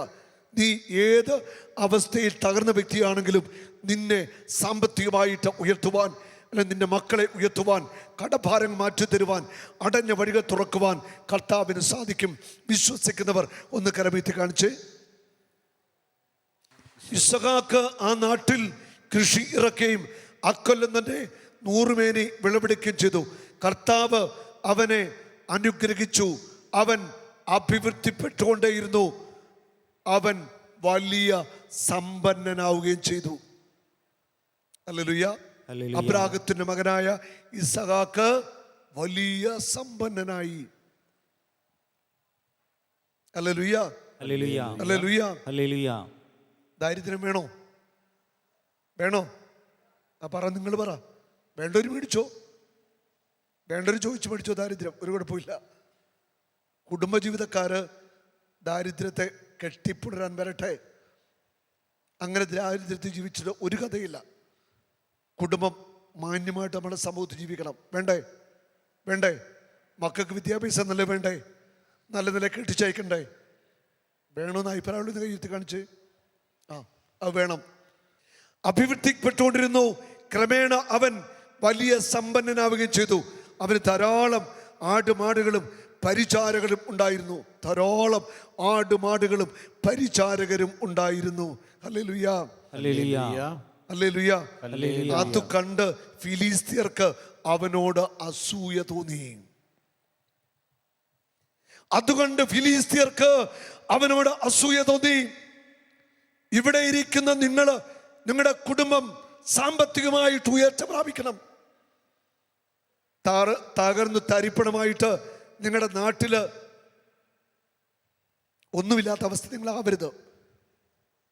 അങ്ങനെ ഒരു ക്രൈസ്തവ കുടുംബത്തിനും നമ്മുടെ നാട്ടിൽ സംഭവിക്കരുത്. ഇനി നമ്മുടെ നാട്ടിലെ ഇടത്തരം കർഷകരൊക്കെ സാമ്പത്തികമായിട്ടൊക്കെ വൻ തകർച്ചയില്ല. ഒരു നിവൃത്തിയില്ലാത്തവരുണ്ട്, ഒരു വഴിയില്ല. അതുകൊണ്ട് ഇനിയുള്ള കാലം കാച്ചിൽ നട്ടും ചേന നട്ടും കപ്പ കൃഷി നടത്തിയും വാഴക്കൃഷിയൊക്കെ നടത്തി സമ്പന്നതയിലാകാമെന്ന് വിചാരിച്ചാൽ ആ കാലമൊക്കെ പോയി. റബ്ബറിൻ്റെ കൃഷി, കൊക്കോ ഒരു പ്രയോജനമില്ല അനുഭവിച്ചുകൊണ്ടിരിക്കുന്ന. അതുകൊണ്ട് ഇനിയുള്ള കാലം മക്കളെ നല്ല ബിസിനസ് ചെയ്യാനൊക്കെ ഇറക്കി വിടണം. ധൈര്യമായിട്ട് മക്കൾ മത്തിക്കച്ചവടം ചെയ്തായാലും പോക്കറ്റ് കാശ് കാണും. എൻ്റെ ഒരു ഫ്രണ്ട് വലിയ ബിസിനസ്സാണ് കേട്ടോ, ഹോൾസെയിൽ മീൻ കച്ചവടമാണ്. ആള് ടിപ്പ് ടോപ്പാണ്. വലിയ ഹോട്ടൽ സൗകര്യങ്ങളൊക്കെ ഉണ്ട്, ഇഷ്ടംപോലെ സമ്പത്തുണ്ട്, ഭയങ്കര ഹോൾസെയിൽ മീൻ കച്ചവടമാണ്. അടുത്ത നാളിൽ ഞങ്ങൾ തമ്മിൽ കണ്ടപ്പോൾ എന്നോട് പറഞ്ഞു, ബ്രദറെ വെളുപ്പിനെ 3 മണിക്ക് എൻ്റെ 2 ആൺമക്കളും എൻ്റെ കൂടെയുണ്ട്. നല്ല ഉന്നത വിദ്യാഭ്യാസമുള്ള പിള്ളേരാ. 2 3 മണി മുതൽ മീൻ കച്ചവടത്തിനുണ്ട്. അതുപോലെ വെറും ചുമ്മാ കച്ചവടമല്ല, വലിയ ഹോൾസെയിൽ പരിപാടിയാണ്. മക്കൾ കൂടെയുണ്ട്. ഒരു 8 മണി വരെ ബിസിനസ്സാണ്. ലക്ഷങ്ങളാണ് പെട്ടിക്കകത്ത് വിടുന്നത്. കത്തോലിക്കനാണ് കേട്ടോ. അപ്പം പറയുക, എൻ്റെ മക്കളെ ഓർത്ത് എനിക്ക് അഭിമാനമെന്ന് പറഞ്ഞു. ഉന്നത വിദ്യാഭ്യാസമുണ്ട്, പക്ഷേ എല്ലാത്തിനും കൂടെയുണ്ട്. മക്കൾ 2 കൂടെയുണ്ട്. ഹല്ലേലൂയ. ഇങ്ങനെ വേണമെന്നേ. അധ്വാനിച്ച് പണം ഉണ്ടാക്കണം, മാന്യമായിട്ട് ജീവിക്കണം. അതുകൊണ്ട് നിങ്ങളുടെ കാഴ്ചപ്പാടുകൾ മാറണം. കൃഷിയും ചെയ്ത് കൊക്കോയും പറിച്ച് കാച്ചിലും നട്ട് സമ്പന്നത ജീവിക്കാമെന്ന് വിചാരിച്ചാൽ നടക്കത്തില്ല. നമ്മുടെ നാട്ടിലേക്ക് ചുറ്റുവട്ടം നോക്കിയേ, മറ്റുള്ളവരൊക്കെ ഇറങ്ങി, ചെറുപ്പക്കാരൊക്കെ ബിസിനസ്സൊക്കെ ചെയ്ത് മാന്യമായിട്ട് ജീവിക്കുന്ന കാണുന്നില്ലേ? എത്രയോ ചെറുപ്പക്കാര് മദ്യപാനത്തിന്, മയക്കുമരുന്നിന് ഒക്കെ അടിമകളാ. ക്രൈസ്തവ കുടുംബങ്ങളിലെ ചെറുപ്പക്കാരുടെ അവസ്ഥയാ. കുറേ എണ്ണം ഓട്ടോറിക്ഷ ഡ്രൈവർമാര്, പ്ലംബിങ്, വയറിങ്, ഓരോ പരിപാടികളാണ്. ഇതൊന്നും തെറ്റാണെന്നല്ലേ പറഞ്ഞ്, മോശമാണെന്നല്ലേ പറഞ്ഞ്. അങ്ങനെ ജീവിക്കുന്നവർക്ക് ഇന്ന് പെണ്ണിനെ പോലും കിട്ടാനില്ല. സത്യമായത്. ഈ അടുത്ത നാളിൽ ഒരമ്മ വന്ന് പറയുക, മകന് 48 വയസ്സ് പ്രായമായി. ഞാൻ ചോദിച്ചു, എന്താ പരിപാടി? കൃഷിയാ.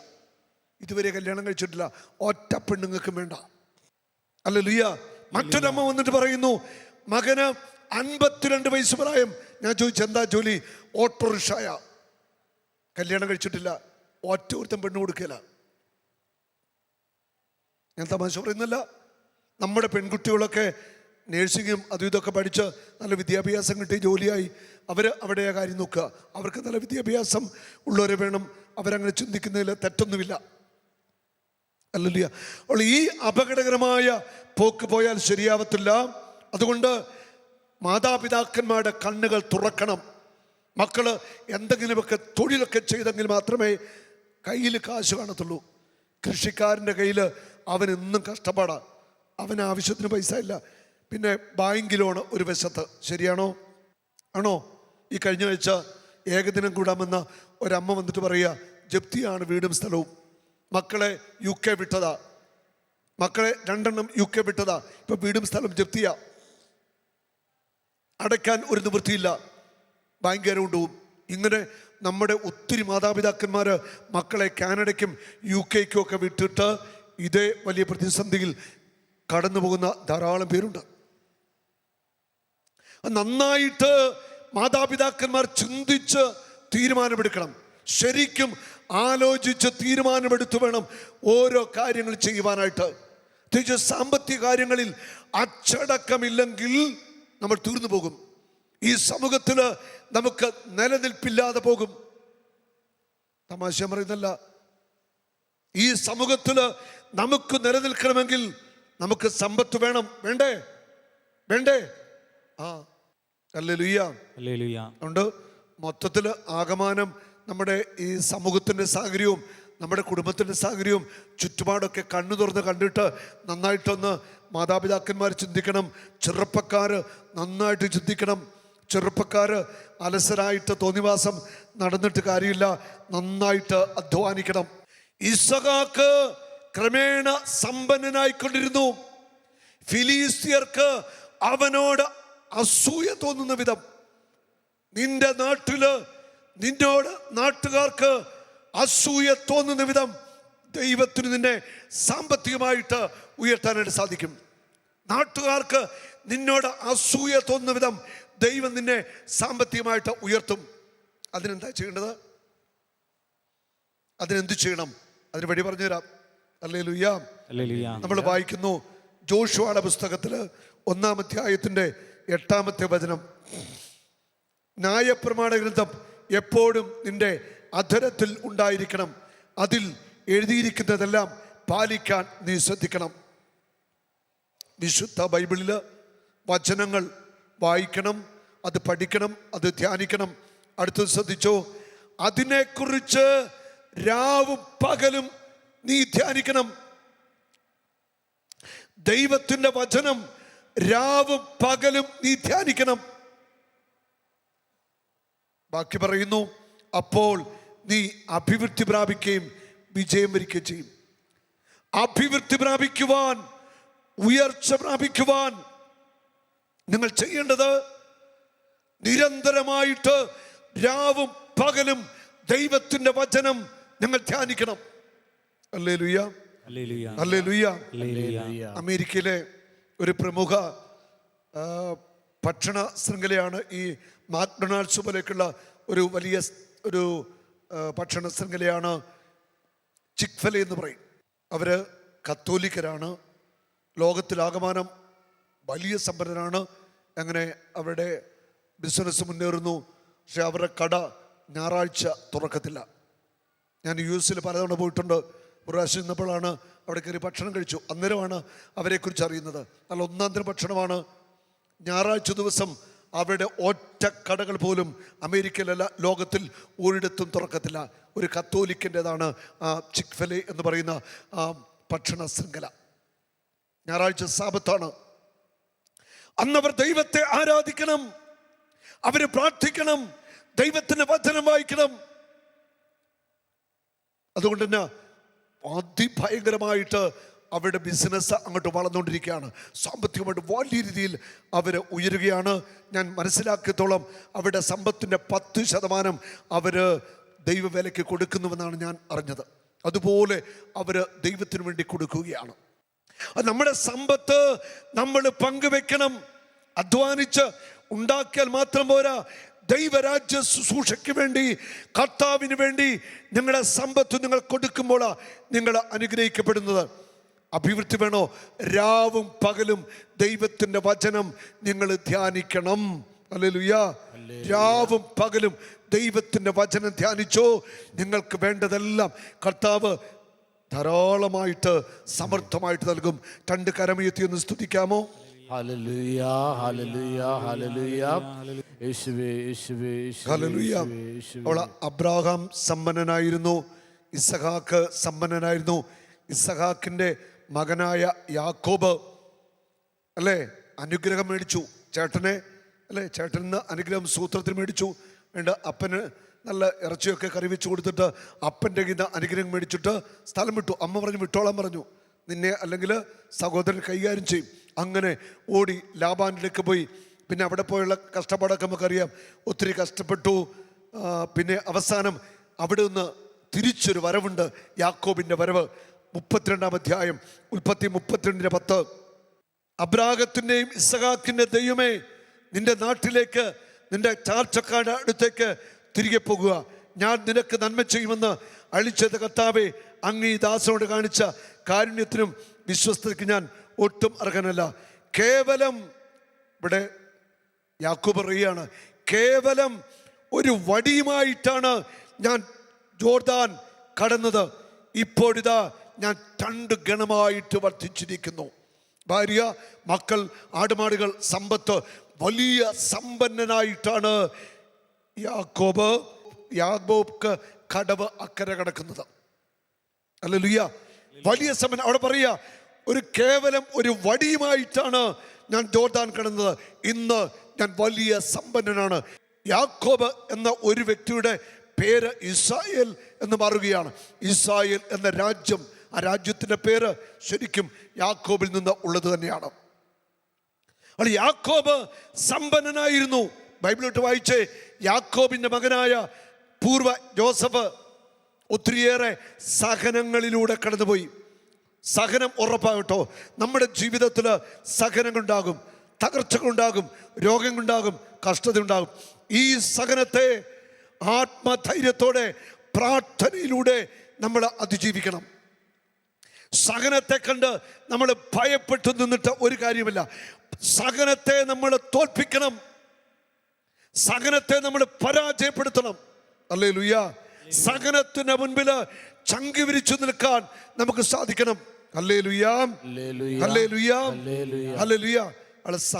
സഹനം എന്ന് പറഞ്ഞ് നമ്മൾ പേടിക്കുന്നവർ ആകാനായിട്ട് പാടില്ല. Hallelujah, hallelujah.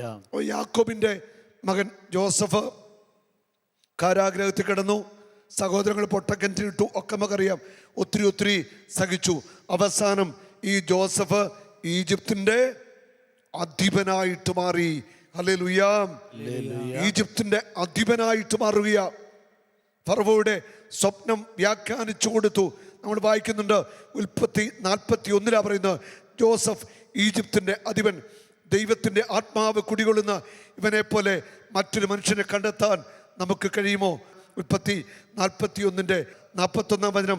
ഫറവോ തുടർന്നു, ഇതാ ഈജിപ്ത് രാജ്യത്തിന് മുഴുവൻ അധിപനായി നിന്നെ ഞാൻ നിയമിച്ചിരിക്കുന്നു. ഫറവോ തൻ്റെ കയ്യിൽ നിന്ന് മോതിരം ഊരിയെടുത്ത് ജോസഫിനെ അണിയിച്ചു. അവനെ പട്ടുവസ്ത്രം ധരിപ്പിച്ചു. കഴുത്തിൽ ഒരു സ്വർണ്ണമാല ഇടുകയും ചെയ്തു. പട്ടുവസ്ത്രം അണിയിച്ചു, മോതിരം ഊരി കയ്യിലിട്ടു. അധികാരപ്പെടുത്തുക, ചുമതലപ്പെടുത്തി ഒരു സ്വർണ്ണമാല അണിയിച്ചു. ജോസഫ് ഈജിപ്തിന്റെ അധിപതിയായിട്ട് മാറുക. സഹനത്തിലൂടെ, കഷ്ടതയിലൂടെ കടന്നുപോയ ജോസഫ് ദാരിദ്ര്യത്തിലല്ല ജീവിച്ചത്. ഹല്ലേലൂയ. ഈജിപ്തിന്റെ അധികാരിയായിട്ട് സമ്പന്നതയിലാണ് ജോസഫ് ജീവിച്ചത്. ആർക്കെങ്കിലും സംശയമുണ്ടോ? സംശയമുള്ളവര് ബൈബിൾ വായിച്ചു നോക്കുക. അവൾ അബ്രാഹാം, ഇസഹാക്ക്, യാക്കോബ് ഒക്കെ സമ്പന്നരായിരുന്നു, ദാരിദ്ര്യത്തിലല്ല ജീവിച്ചത്. ഹല്ലേലൂയ. ഇനി നമ്മൾ ജോബിന്റെ പുസ്തകത്തിലേക്ക് വന്നാലോ. ജോബ് വലിയ സമ്പന്നനായിരുന്നു. ഊസ് ദേശത്തെ വലിയ സമ്പന്നനായിരുന്നു. എല്ലാം നഷ്ടപ്പെട്ടു ജോബിന്. 42-ാം അധ്യായം ജോബിന്റെ പുസ്തകത്തിൽ വായിക്കുന്നു, ജോബിന് നഷ്ടപ്പെട്ടതെല്ലാം ദൈവം ഇരട്ടിയായിട്ട് കൊടുത്തു. 7 ആൺമക്കള്, 3 പെൺമക്കള്, 120 വയസ്സ് വരെ മക്കള്, കൊച്ചുമക്കൾ, തലമുറ കണ്ടിട്ടാ ജോബ് മരിക്കുന്നത്. അല്ലാതെ ജോബിനെ കുറിച്ച് ഓർമ്മ, ജോബ് പറഞ്ഞാൽ സഹനം സഹനം സഹനം. ജോബ് സഹിച്ചു എന്നുള്ള സത്യമാണ്. സഹനത്തിന്റെ അവസാനം 42-ാം അധ്യായത്തിൽ ജോബ് സമ്പന്നതയുടെ കൊടുമുടിയിൽ എത്തിയിട്ട് 120 വയസ്സ് വരെ ജീവിച്ചിട്ട് കൊച്ചുമക്കളെ കണ്ടിട്ടാ മരിക്കുന്നത്. നഷ്ടപ്പെട്ടതെല്ലാം ഇരട്ടിയായിട്ട് കൊടുത്തു എന്ന് ദൈവത്തിന്റെ വചനം പറയുന്നു. ഇതൊന്നും ചുമ്മാ എഴുതി വെച്ചിരിക്കുന്നതല്ല. ഹല്ലേലൂയ, ഹല്ലേലൂയ, ഹല്ലേലൂയ. യേശുവേ നന്ദി, യേശുവേ സ്തുതി, യേശുവേ നന്ദി. ഇവിടെ സമ്പത്തിന്റെ അളവ് ഞാൻ ചെറുതായിട്ടൊന്ന് വായിക്കാം. ജോബിന്റെ 12-ാം അധ്യായം 42-12. കർത്താവ് അവന്റെ ശേഷിച്ച ജീവിതം മുമ്പിലത്തേതിനേക്കാൾ ധന്യമാക്കി. അവന് 14,000 ആടുകൾ, 6,000 ഒട്ടകങ്ങൾ, 1,000 കാളകൾ, 7,000 പെൺകഴുതകൾ ഉണ്ടായി. അവന് 7 പുത്രന്മാരും 3 പുത്രിമാരും ഉണ്ടായി. മൂത്തവൾ ജമീമ, രണ്ടാമത്തവൾ കെസിയ, മൂന്നാമത്തവൾ കേരൻ ഹാപ്പുക്. ജോബിന്റെ പുത്രിമാരെ പോലെ സുന്ദരികളായിട്ട് ആ ദേശത്ത് ആരും ഉണ്ടായിരുന്നില്ല. തുടർന്ന് പറയാണ്, അതിനുശേഷം ജോബ് 140 വർഷം കേട്ടോ, 120 അല്ല, 140 വർഷം, 120 വർഷമല്ല, 140 വർഷം മക്കളും മക്കളുടെ മക്കളുമായി 4 തലമുറ വരെ കാണുകയും ചെയ്തു. അങ്ങനെ ജോബ് പൂർണ്ണായുസ് പ്രാപിച്ച് വൃദ്ധനായിട്ട് മരിച്ചു. അപ്പം ജോബ് ഒത്തിരി സഹിച്ചു. അവസാനം ശരീരം വ്രണങ്ങൾ കൊണ്ട് നിറഞ്ഞു. എല്ലാവരും തള്ളിപ്പറഞ്ഞു, എല്ലാവരും ഒറ്റപ്പെട്ടു. പക്ഷേ നഷ്ടപ്പെട്ടത് മുഴുവൻ ഇരട്ടിയായിട്ട് ദൈവം തിരിച്ചു കൊടുത്തു. അങ്ങനെ ദൈവം ജോബിനെ മാനിച്ചു. കൊച്ചുമക്കളെ തലമുറ 4 തലമുറ കണ്ടിട്ട ജോബ് മരിക്കുന്നത്. അതുകൊണ്ട് ജോബ് സഹനത്തിന് പ്രതീകമായിട്ട് എല്ലാവരും വിളിച്ചു പറഞ്ഞുകൊണ്ടിരിക്കുന്നതിന് കുഴപ്പമില്ല. അതിൻ്റെ അവസാനം കൂടെ ജോബിനെ കുറിച്ച് പറയണം നമ്മൾ. ഹല്ലേലൂയ. നമ്മുടെ ജീവിതത്തിൽ സഹനമുണ്ടാകും, ഉറപ്പാന്നേ. സഹനങ്ങൾ ഉറപ്പായിട്ടും ഉണ്ടാവും. പക്ഷെ ആ സഹനങ്ങളിൽ നിന്ന് കർത്താവ് നമ്മളെ മോചിപ്പിക്കും. അവൻ്റെ നാമത്തെ വിളിച്ചപേക്ഷിച്ചാൽ, അവൻ്റെ കൂടെ നിന്നാൽ അവൻ നമ്മളെ എല്ലാ സഹനങ്ങളിൽ നിന്നും തകർച്ചകളിൽ നിന്നും നമ്മളെ വിടുവിക്കും. ഹല്ലേലൂയ. ഞാനൊരു അനുഭവം പറയുന്നു. നിക്സി ജോസഫ് എന്നൊരു മകള് 2019 നടന്നൊരു അത്ഭുത സൗഖ്യത്തിൻ്റെ അനുഭവമാണ്. ഇപ്പോൾ അവർ ഓസ്ട്രേലിയയിലാണ്. ഒരുപക്ഷെ ഇപ്പോൾ നൈറ്റ് വിജിൽ അവരും കാണുന്നുണ്ടായിരിക്കാം. സംഭവം ഇങ്ങനെയാണ്. മുണ്ടക്കയത്ത് അന്ന് ഭർത്താവ് വിദേശത്താണ്. ആ മകനെ സ്കൂളിൽ നിന്ന് എടുക്കാനാണ്, കൊച്ചുപയ്യനും മറ്റ എടുക്കാനെന്തോ ചെന്നപ്പോൾ സ്കൂൾ ബസ് ഇവളെ തട്ടി, ഇവള് വീണ് ഇവിടെ ശരീരത്തിലൂടെ വണ്ടി കയറിപ്പോയി. മാരകമായ ക്ഷതം പറ്റി. അവള് കോട്ടയം കാരിത്താസ് ആശുപത്രിയിൽ വെന്റിലേറ്ററിലായി, മരണാവസ്ഥയിലായി. 19 ദിവസമായിട്ട് വെന്റിലേറ്ററിന്റെ കിടക്കുകയാ. ഡോക്ടർമാർ പറഞ്ഞു ആള് മരിക്കും. നാളെ രാവിലെ വെന്റിലേറ്റർ എടുക്കുകയാണ്, ആള് മരിക്കും. ഒന്നും പ്രതീക്ഷിക്കാനില്ല. ദൈവം ചെയ്തൊരു പ്രവൃത്തി ഞാൻ പറയുക. അന്ന് മുണ്ടക്കയം ചിറ്റടിയിൽ നമ്മുടെ ഏകദിന കൺവെൻഷൻ നടക്കുക. എല്ലാ ശനിയാഴ്ച ഉണ്ട്. ഇവർ ഈ കുടുംബം 2019 അവരുടെ ബന്ധുക്കളെല്ലാം കൂടെ അവിടെ വന്നു. അവർ വന്ന് എന്നോട് ഈ കാര്യങ്ങൾ പറഞ്ഞു. കാരിത്താസിൽ വെന്റിലേറ്റർ കിടക്കുകയാണ്. നാളെ രാവിലെ വെന്റിലേറ്റർ എടുക്കും, ആള് മരിക്കും. വീട്ടില് ശവം കൊണ്ടുവരാനായിട്ട് പന്തലിട്ടിരിക്കുക. ശവം കൊണ്ടുവരാൻ വേണ്ടി പന്തലിട്ട് കഴിഞ്ഞ് വീട്ടില് പിറ്റേ ദിവസം രാവിലെ അത് കഴിഞ്ഞിട്ട് ബോഡി കൊണ്ടുവരാനായിട്ട് പോവുക. അവർ പറഞ്ഞു, ബ്രദറെ ഒന്ന് പ്രാർത്ഥിക്കണം, ഞങ്ങൾ ആകെ തകർന്നാണ്. ഞാൻ പറഞ്ഞു, അവിടെ ആശുപത്രിയിലുള്ള ആളെ വിളിക്കുക, എന്നിട്ട് ലൗഡ് സ്പീക്കറിൽ ഫോൺ ആക്കിക്കൊണ്ട് ഇട്ട് നമുക്ക് പ്രാർത്ഥിക്കാമെന്ന് പറഞ്ഞു. ഞാൻ ആ ഫോണിലൂടെ ഒരു 10 മിനിറ്റെങ്കിലും പ്രാർത്ഥിച്ചു. ആ കൂടെ ഉണ്ടായിരുന്ന സഹോദരി കഴിഞ്ഞ മാസം നമ്മുടെ ധ്യാനത്തിലുണ്ടായിരുന്നു. അന്ന് അവർ ഒന്ന് സാക്ഷ്യം പറഞ്ഞ, ഇപ്രാവശ്യം ധ്യാനം കൂടിയപ്പോൾ ധ്യാനത്തിന് ആ സാക്ഷ്യം വീണ്ടും പങ്കുവെച്ചു. അവർ പറയാണ്, ബ്രദർ പ്രാർത്ഥിക്കുമ്പോൾ 7ാമത്തെ മിനിറ്റിൽ ഇവിടെ ശരീരം ഒന്ന് വിറച്ചു. പിറ്റേ ദിവസം രാവിലെ വെന്റിലേറ്റർ ഓഫാക്കുകയാ. വീട്ടില് ശവം കൊണ്ടുവരാനായിട്ട് പന്തലിട്ടിരിക്കാൻ മുറ്റത്ത്. ആ സഹോദരി പറയുക, 7ാമത്തെ മിനിറ്റില് ആ ബോഡി ഒന്ന് ചലിച്ചു. അത്ഭുതം നടക്കുകയാ. ജീവൻ തിരിച്ചു വരികയാ. അത്ഭുതകരമായിട്ട് അവൾ ജീവനിലേക്ക് വന്നു. പിറ്റേ ദിവസം വീട്ടിലെ മുറ്റത്തെ പന്തലടിച്ചു. ബോഡി കൊണ്ടുവന്നില്ല, ആള് മരിച്ചില്ല. ഒന്ന് കൈയടിച്ച് കർത്താവിനെ മഹത്വപ്പെടുത്താമോ? ഹല്ലേലൂയ. അവൾ സൗഖ്യം പ്രാപിച്ചു, തിരിച്ചു വന്നു. ഇപ്പോൾ ഭർത്താവും 2 മക്കളും എല്ലാവരുമായിട്ട് അവള് ഓസ്ട്രേലിയയിൽ സുഖമായിട്ട് ജീവിക്കുന്ന ഒരു കുഴപ്പമില്ല. സഹനം ഉണ്ടാകും, ഉറപ്പാകും.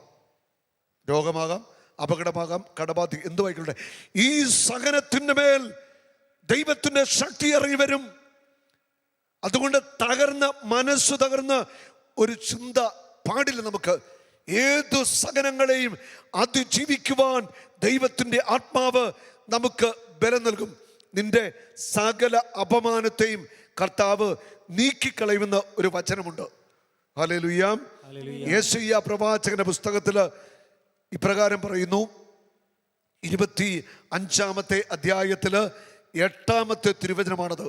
അവിടെ പറയാണ്, അവിടുന്ന് എന്നേക്കുമായി മരണത്തെ ഗ്രസിക്കും, സകലരുടെ കണ്ണുനീർ അവിടുന്ന് തുടച്ചു നീക്കും, തൻ്റെ ജനത്തിൻ്റെ അപമാനം ഭൂമിയിൽ എല്ലായിടത്തും നിന്ന് അവൻ നീക്കിക്കളയും. ഹല്ലേലൂയ. മരണത്തെ അവൻ ഗ്രസിക്കും, അവരുടെ കണ്ണുനീർ അവൻ തുടച്ചു മാറ്റും, തൻ്റെ ജനത്തിൻ്റെ അപമാനം സകല ജനത്തിൻ്റെ ഇടയിൽ നിന്നും അവൻ തുടച്ചു മാറ്റും. ഹല്ലേലൂയ. കർത്താവ് നിങ്ങളുടെ കണ്ണുനീര് തുടയ്ക്കും. നിങ്ങളുടെ അപമാനത്തെ അവൻ മാറ്റാനായിട്ട് പോകുക. നിന്റെ സമൂഹത്തിലോ കുടുംബത്തിലോ എവിടെ ആയിക്കോട്ടെ അപമാനം ഏറ്റുവാങ്ങിയിട്ടുണ്ടോ, ആ അപമാനത്തെ അവൻ മാറ്റി നിന്നെ മാന്യതയിലേക്ക് ഉയർത്താനായിട്ട് പോകുക. ഹല്ലേലൂയ, ഹല്ലേലൂയ. അതുകൊണ്ട് സഹനങ്ങളെ ഓർത്ത് നിലവിളിക്കേണ്ട. സഹനത്തിൻ്റെ അപ്പുറം ഒരു ഉയർച്ച, അനുഗ്രഹം, നന്മ കർത്താവ് നിങ്ങൾക്കായിട്ട് കരുതി വെച്ചിട്ടുണ്ട്. അതാണ് ജോബിൻ്റെ ജീവിതത്തിൻ്റെ അവസാന അധ്യായത്തിൽ നമ്മൾ കാണുന്നത്. പിതാക്കന്മാരൊക്കെ സമ്പന്നനായിരുന്നു. സമ്പത്തിനെ കുറിച്ചുള്ള കാഴ്ചപ്പാടുകൾ മാറ്റുക എന്നുള്ളത്. നമ്മൾ ഈ സമ്പത്ത് അധാർമിക വഴികളിൽ നമ്മൾ സമ്പാദിക്കുന്നത് തെറ്റാണ്. സമ്പത്ത് ദൂർത്തടിക്കുന്നത് തെറ്റാണ്. മദ്യപാനം, ലഹരി അല്ലെ തിന്മയ്ക്ക് ഉപയോഗിക്കുക, അത് വലിയ പാപമാണ്. അത് ചെയ്യാൻ പാടില്ല. സമ്പത്ത് നമ്മൾ വിവേകത്തോടെ ഉപയോഗിക്കുക. അല്ലെങ്കിൽ നമ്മൾ അറിയത്തില്ല, മലവെള്ളം പോലെ സമ്പത്ത് ചോർന്നു പോകും. അനേകം സമ്പന്നർ സീറോ ആയിട്ട് മാറി. എന്താ കാര്യം? അവരുടെ മണി മാനേജ്മെന്റ് വന്ന താളപ്പിഴകൾ അവരെ ഒന്നും അല്ലാതാക്കി. ഇത് നമ്മുടെ ക്രൈസ്തവ കുടുംബങ്ങളിൽ സംഭവിച്ചുകൊണ്ടിരിക്കുന്ന വലിയ അപകടമാണ്. ഇനി നമ്മുടെ കുറേ പിള്ളേർ കാണിച്ചു വെച്ചിരിക്കുന്ന പരിപാടിയാണ്. കാനഡയിലും UK അതിലേക്ക് പോയി, എന്നിട്ട് നാട്ടിൽ പഴയ അവസ്ഥയിൽ നിന്ന് മാറ്റം വരണം. അതിനിവിടെ കോടിയിലൊക്കെ വീട് പണിതു. ഇപ്പോൾ അവിടെ ലോണ് രാവും പോലും അവിടെ അധ്വാനിക്കുക, കഷ്ടപ്പെടുകയാണ്. ഇവിടെ ലോൺ അടയ്ക്കണം, അവിടെ വീടെടുത്തിട്ടുണ്ട്, അതിൻ്റെ ലോൺ അടയ്ക്കണം, പിള്ളേരുടെ കാര്യം വേണം, എല്ലാം അവസാനം ഇപ്പം നഷ്ടം തിരിയുക. അതുപോലെ കഷ്ടപ്പെടുക. അവിടെ വിദേശ രാജ്യങ്ങളിലെ മക്കൾ അവിടെ ചുമ്മാ കിട്ടുന്നില്ല കേട്ടോ. ഈ ഡോളറും പൗണ്ടും ഒക്കെ ചുമ്മാ കിട്ടുകയൊന്നുമില്ല. കഷ്ടപ്പെടാതെ അവർ ഒരു പൈസ പോലും അവിടെ ഉണ്ടാവത്തില്ല. ഇവിടെ ഇരിക്കുന്നവർ വിചാരിക്കുന്നത് ചുമ്മാ വാരിയെടുക്കുന്നതാണ്. അങ്ങനെ ചിന്തിക്കേണ്ട. ശരിക്ക് നിങ്ങളുടെ മക്കൾ വിദേശ രാജ്യങ്ങളിൽ, ഓസ്ട്രേലിയയിൽ, കാനഡയിൽ, UK അമേരിക്കയിലും ശരിക്ക് കഷ്ടപ്പെട്ട അവർ പണം ഉണ്ടാക്കുന്നത്. എന്നിട്ടോ ഇവിടെ കോടികളുടെ വീട് പണിതിട്ടു. അവസാനം പ്രായമുള്ള അപ്പനും അമ്മയുള്ളൂ. അവർ മരിച്ചു കഴിഞ്ഞാൽ എന്തു ചെയ്യും? ഇത് അങ്ങോട്ട് ചുമന്നു പോകാൻ പറ്റുമോ? ഇപ്പൊ 100 കണക്കിന് വീടുകൾ ഈ കേരളത്തിൽ വിൽക്കാനുണ്ട്. നമ്മുടെ ക്രിസ്ത്യാനികളുടെ വീടുകൾ ആരുമില്ല. ഉള്ള വീട്ടിൽ പ്രായമുള്ള അപ്പനമ്മയുള്ളൂ. എന്തൊരു മണ്ടത്തരമാണ് കാണിച്ചത്. മുട്ടൻ വീടുകൾ പണിതിട്ടുണ്ട്. വല്ലോ കഥയുണ്ടോ? കടബാധ്യത കയറി. ഇവിടെ ആർക്കെങ്കിലും വേണോ? മുടക്കിയ കാശിൻ്റെ പകുതി പോലും ഇന്ന് വീടുകൾക്ക് കിട്ടാത്ത വണ്ണം ഈ സാമ്പത്തിക മേഖലയിൽ തകർച്ച ഇവിടെ നേരിട്ടുകൊണ്ടിരിക്കുക. ശരിയാണോ? ശരിയാണോ അപ്പച്ചന്മാരെ? ശരിയാണോ? അതാണ് വലിയ വിവേകം വേണം. സാമ്പത്തിക കാര്യങ്ങളിൽ വിവേകമില്ലെങ്കിൽ തീർന്നു പോകും. അതുപോലെ പണം പലിശക്കെടുത്ത് ബിസിനസ് ചെയ്യുക, പണം പലിശക്കെടുത്ത് വീട് പണിയുക, അവരൊക്കെ തീർന്നു പോകും, ഉറപ്പാണ്. ഹല്ലേലൂയ. ഈ അടുത്ത നാളിൽ വന്ന ഒരു ഭാര്യയും ഭർത്താവിടെ വന്നതാണ് പ്രാർത്ഥിക്കാൻ. വീട് പണിത് തീരുന്നില്ല. പണം പലിശക്കെടുത്തു, വീട് പണിത് കയറിത്താമസം വെച്ചു. കയറിത്താമസം കഴിഞ്ഞിട്ട് 6 മാസമുള്ളൂ. ബ്രദറെ, ഒന്ന് വിറ്റ് കിട്ടണം. ലോൺ അടയ്ക്കാൻ പറ്റുന്നില്ല, പലിശക്ക് പണം മേടിച്ച് കൊടുക്കാൻ പറ്റുന്നില്ല. ആകെ പൊളിഞ്ഞു താഴ്ന്നിരിക്കുക. വീടും ഇതൊന്ന് വിറ്റ് കിട്ടിയാൽ മതി, തീർന്നു. ഇങ്ങനെ വിഷമിക്കുന്നവരുണ്ട്. അതുകൊണ്ട് നല്ല വിവേകം നമ്മൾ ഉപയോഗിക്കണം കേട്ടോ. നമ്മുടെ ജീവിതത്തിൽ ശരിക്ക് വിവേകം ഉപയോഗിക്കണം. അതുകൊണ്ട് മദ്യപിക്കുന്നവരും മയക്കുമരുന്ന് ഉപയോഗിക്കുന്നവരും പണം ദൂർത്തടിക്കുന്നവരും ഒക്കെ ഒന്ന് ഒതുങ്ങി മര്യാദയ്ക്കൊക്കെ ജീവിച്ചാൽ സമ്പത്തൊക്കെ പെട്ടിക്കകത്ത് കാണും, അല്ലെ പോക്കറ്റ് കാണും, അല്ലെ ഇതെല്ലാം പോകും. Hallelujah, hallelujah. സാമ്പത്തിക മേഖലകളിൽ ഉയർച്ച തരുവാൻ ദൈവം ആഗ്രഹിക്കുന്നു. ഉയർച്ച തരും. നിങ്ങളുടെ കയ്യിലുണ്ടെങ്കിലല്ലേ നിങ്ങൾക്ക് സുവിശേഷ വിലയ്ക്ക് കൊടുക്കാൻ പറ്റൂ. നിങ്ങളുടെ കയ്യിലുണ്ടെങ്കിലല്ലേ ഏതെങ്കിലും ഒരു പാവപ്പെട്ട പെണ്ണിനെ കെട്ടിക്കാൻ പറ്റൂ. അത് നിങ്ങളുടെ കയ്യിൽ ഉണ്ടെങ്കിലേ ഏതെങ്കിലും വീട് പണിയുന്ന ഒരാൾക്ക് 10,000 കൊടുക്കണമെങ്കിൽ ഉണ്ടെങ്കിലേ കൊടുക്കാൻ പറ്റുള്ളൂ. അല്ലേ? അതെ. ഏതെങ്കിലും പാവപ്പെട്ട പെണ്ണിനെ കെട്ടിക്കാനായിട്ട് ഒരു സഹായം ചോദിച്ച് നിങ്ങളുടെയൊക്കെ വന്നു, കൊടുക്കാനില്ല. നിങ്ങളെന്ത് പറയും? ഞാൻ പ്രാർത്ഥിക്കാം കേട്ടോ, പ്രാർത്ഥിക്കാം. അല്ലല്ലേ? നല്ല കാര്യം, പ്രാർത്ഥിച്ചോ. അത് നിങ്ങളുടെ കയ്യിൽ ഉണ്ടെങ്കിലോ എടുത്തു കൊടുക്കാൻ പറ്റും. ശരിയല്ലേ? ആണോ? അതെ. Praise the Lord. അതുകൊണ്ട് മൊത്തത്തില് ഈ സാമ്പത്തിക കാര്യങ്ങളിലൊക്കെ നല്ലൊരു മാനേജ്മെൻറ്റ് ആവശ്യമാണ്. ഞാൻ ഈ അടുത്ത നാളിൽ ഒത്തിരി സാമ്പത്തിക തകർച്ചയെക്കുറിച്ച് കേട്ടതുകൊണ്ടാണ് ഇന്ന് ഞാൻ ഈ മേഖലയെക്കുറിച്ച് പങ്കുവെച്ചത്. തിരിച്ച് കൊല്ലത്തെ ആ കാഴ്ചയൊക്കെ വലിയ സങ്കടമായിരുന്നു, വലിയ വിഷമായിരുന്നു. പിന്നെ ചിലരൊക്കെ വന്ന് ആത്മഹത്യയുടെ വാക്കിലാ നിന്ന് അവിടെ അവസ്ഥകൾ പറയുന്നു, എല്ലാം തീർന്നു, ഒരു വഴിയില്ല. അതുകൊണ്ട് നമുക്ക് ദൈവസന്നിധിയിൽ ശക്തമായിട്ട് പ്രാർത്ഥിക്കാം.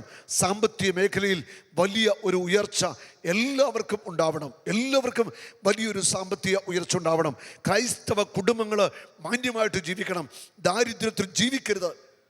ദാരിദ്ര്യത്തിൽ നമ്മുടെ കുടുംബങ്ങൾ ജീവിക്കേണ്ടെന്നേ ആ ഒരു ചിന്ത പാടില്ല. ഹല്ലേലൂയ. യേശുവേ നന്ദി, യേശുവേ സ്തുതി. ന്യായമായിട്ടും മാന്യമായിട്ടൊക്കെ ക്രൈസ്തവ കുടുംബങ്ങൾ സമൂഹത്തിൽ ജീവിച്ചേ പറ്റൂ. അതിനുവേണ്ടി ഒരു നല്ല കാഴ്ചപ്പാടിലേക്ക് നമുക്ക് വരാം. യെശയ്യാ പ്രവാചകന്റെ പുസ്തകത്തിൽ നമ്മൾ വായിക്കുന്നുണ്ട് 60-ാം അധ്യായത്തിൻ്റെ 11-ാമത്തെ വചനം. ജനതകളുടെ സമ്പത്ത് അവരുടെ രാജാക്കന്മാരുടെ അകമ്പടിയോടെ നിന്റെ അടുക്കൽ എത്തിക്കണമെന്ന് നിന്റെ കവാടങ്ങൾ രാപ്പകൽ തുറന്നു കിടക്കട്ടെ, ഒരിക്കലും അടയ്ക്കരുത്.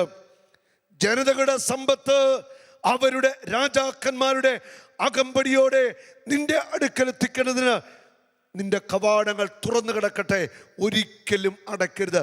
ജനതകളുടെ സമ്പത്ത് നിന്റെ പെട്ടി വീണമെങ്കിൽ വല്ല ബിസിനസ്സോ ഒക്കെ ചെയ്യണം. ജനതകളുടെ സമ്പത്ത് ഇവിടെ പറയുകയാണ്, ജനതകളുടെ സമ്പത്ത് അവരുടെ രാജാക്കന്മാരുടെ അകമ്പടിയോടെ നിന്റെ അടുക്കൽ എത്തിക്കേണ്ടതിന് നിന്റെ കവാടങ്ങൾ രാപ്പകൽ തുറന്നു കിടക്കട്ടെ, ഒരിക്കലും അടയ്ക്കരുത്. ഹല്ലേലൂയാ, ഹല്ലേലൂയാ. യേശുവേ നന്ദി, യേശുവേ സ്തുതി, യേശുവേ സ്തുതി. ഒരു മീൻ കച്ചവടക്കാരൻ്റെ കടയിൽ എഴുതി വെച്ചിരുന്ന ഒരു വചനമാണ്. ഭയങ്കര കച്ചവടവർക്ക്. ഞങ്ങളുടെ നാട്ടിൽ ഉള്ള ഒരു കച്ചവടം, 4-5 സ്ഥലത്ത് വലിയ മീൻ കടയാണ്. ഒരു കടയിൽ ഒരു ദിവസം ഒരു 25 ലക്ഷം രൂപയുടെ മീൻ വിൽക്കുന്ന പറഞ്ഞത്, അതുപോലെ ബിസിനസ്സാണ്. അവിടെ എഴുതി വെച്ചിരിക്കുന്ന ഒരു വചനം ഞാൻ വായിച്ചു കേൾപ്പിക്കാം. യെശയ്യാ 60:5. ഇതെല്ലാം ദർശിച്ച് നീ തേജസ്വിനിയാകും. സമുദ്രത്തിലെ സമ്പത്ത് നിന്റെ അടുക്കൽ കൊണ്ടുവരികയും ജനതകളുടെ ധനം നിനക്ക് ലഭിക്കുകയും ചെയ്യുമ്പോൾ നിന്റെ ഹൃദയം ആനന്ദപുളകിതമാകും. സമുദ്രത്തിലെ സമ്പത്ത്. ഹല്ലേലൂയ. ഇതെല്ലാം വചനത്തിലുണ്ട്. ഇതുപോലുള്ള വചനങ്ങൾ പറഞ്ഞ് അങ്ങോട്ട് പ്രാർത്ഥിക്കണം. സാമ്പത്തിക മേഖല കെട്ടുകളൊക്കെ കഴിയും, സമ്പത്ത് നമ്മുടെ ഒക്കെ വീഴുന്നേ. ഹല്ലേലൂയ. അതുകൊണ്ട് നന്നായിട്ട് അധ്വാനിക്കാം, അലസതയൊക്കെ കളയാം, പണം ദൂർത്തടിക്കരുത്, പിശുക്കനായിട്ട് ജീവിക്കരുത്, മാന്യമായിട്ട് ഭക്ഷണമൊക്കെ കഴിക്കണം, മാന്യമായിട്ട് ജീവിക്കണം. പിശുക്കനായിട്ട് ജീവിക്കുന്നത് കൊള്ളുന്ന കാര്യമല്ല, അത് വചനം പറയുന്നുണ്ട്, അത് നല്ലതല്ല. ഹല്ലേലൂയ. അവൻ ന്യായമായിട്ടൊക്കെ ചെലവഴിച്ച് ഒക്കെ ജീവിക്കുക, അധ്വാനിച്ച് സമ്പത്തുണ്ടാക്കുക, മക്കളെയൊക്കെ അധ്വാനിക്കാനായിട്ട് പഠിപ്പിക്കുക. ഇനി ഇത് പറയണേ കുറേ ഉണ്ട് പറയാനായിട്ട് ഈ വിഷയം. എന്തായാലും ഒരു പോയിന്റൂടെ പറഞ്ഞ് ഞാൻ അവസാനിപ്പിക്കുകയാണ്. സഭാപ്രസംഗന്റെ പുസ്തകത്തിൽ 11-ാം അധ്യായത്തിൻ്റെ 1-2 വചനങ്ങൾ. അപ്പം നീ വെള്ളത്തിലേക്ക് എറിയുക, പല നാളുകൾക്ക് ശേഷം അത് നീ കണ്ടെത്തും. 7-8 കാര്യങ്ങളിൽ ധനം മുടക്കുക. ഭൂമിയിൽ എന്ത് തിന്മയാണ് സംഭവിക്കുക എന്ന് നീ അറിയുന്നില്ലല്ലോ. 7-8 കാര്യങ്ങളിൽ നീ ധനം മുടക്കുക. ഹല്ലേലൂയ. അതായത് ഒരു ബിസിനസ്സുകാരന് ഒരേ ബിസിനസ് മാത്രം പോരാ, എന്തെങ്കിലും 2-3 കാര്യങ്ങൾ വേണം. ഹല്ലേലൂയ. കൃഷിക്കാരന് കൃഷിയുടെ കൂടെ സൈഡായിട്ട് മറ്റെന്തെങ്കിലും വേണം. ഹല്ലേലൂയ. ഇതൊക്കെ ഒന്ന് ചെയ്യുന്നേ, എന്തെങ്കിലുമൊക്കെ ചെയ്യുക. ഇനി ചിലർക്കൊരു ധാരണയുണ്ട്, 56 വയസ്സിൽ റിട്ടയർ ആയിക്കഴിഞ്ഞാൽ പിന്നെ ജീവിതകാലം ഇവിടെ വീട്ടിൽ ചുമ്മാ ഇരുന്ന് വല്ല തിന്നുക, കഴിക്കുക, TV കാണുക, കൊച്ചുമക്കളെ നോക്കുക. ഇതൊരു തെറ്റായ കാഴ്ചപ്പാടാണ്. നമുക്ക് റിട്ടയർമെന്റ് ഇല്ല, മരണം വരെ നമ്മൾ അധ്വാനിക്കും. ഹല്ലേലൂയ. മരണം വരെ നമ്മൾ അധ്വാനിക്കണം. നിങ്ങൾക്ക് എന്തു വിലയാണോ, മരണം വരെ ആയുസ് തീരുവോളം അധ്വാനിച്ച് ജീവിക്കണം. അതാണ് ദൈവം ആഗ്രഹിക്കുന്നത്. നമുക്ക് റിട്ടയർമെന്റ് ഇല്ല. Hallelujah, hallelujah. 56 വയസ്സായി, 60 വയസ്സായി, പിന്നെ എന്നെ കാശിന് കൊള്ളത്തില്ല, എനിക്കൊന്നിനും വയ്യ, ഈ ഒരു മനോഭാവമൊക്കെ വിട്ടിട്ട് നന്നായിട്ട് ജീവിതം മുഴുവൻ അധ്വാനിക്കുന്നവരായിട്ട് മാറാം. മക്കളും കൊച്ചുമക്കളും തലമുറയൊക്കെ അങ്ങോട്ട് അനുഗ്രഹിക്കപ്പെടട്ടെ. നമ്മുടെ കുടുംബം സാമ്പത്തികമായിട്ട് ഉയർച്ച പ്രാപിക്കട്ടെ. മക്കളൊക്കെ വലിയ വലിയ നിലയിൽ എത്തിച്ചേരട്ടെ. അതിനുള്ള വലിയ ഒരു ആത്മാവിൻ്റെ അഭിഷേകം നമ്മുടെ മേൽ പകരപ്പെടാൻ വേണ്ടി നമുക്ക് പ്രാർത്ഥിക്കാം.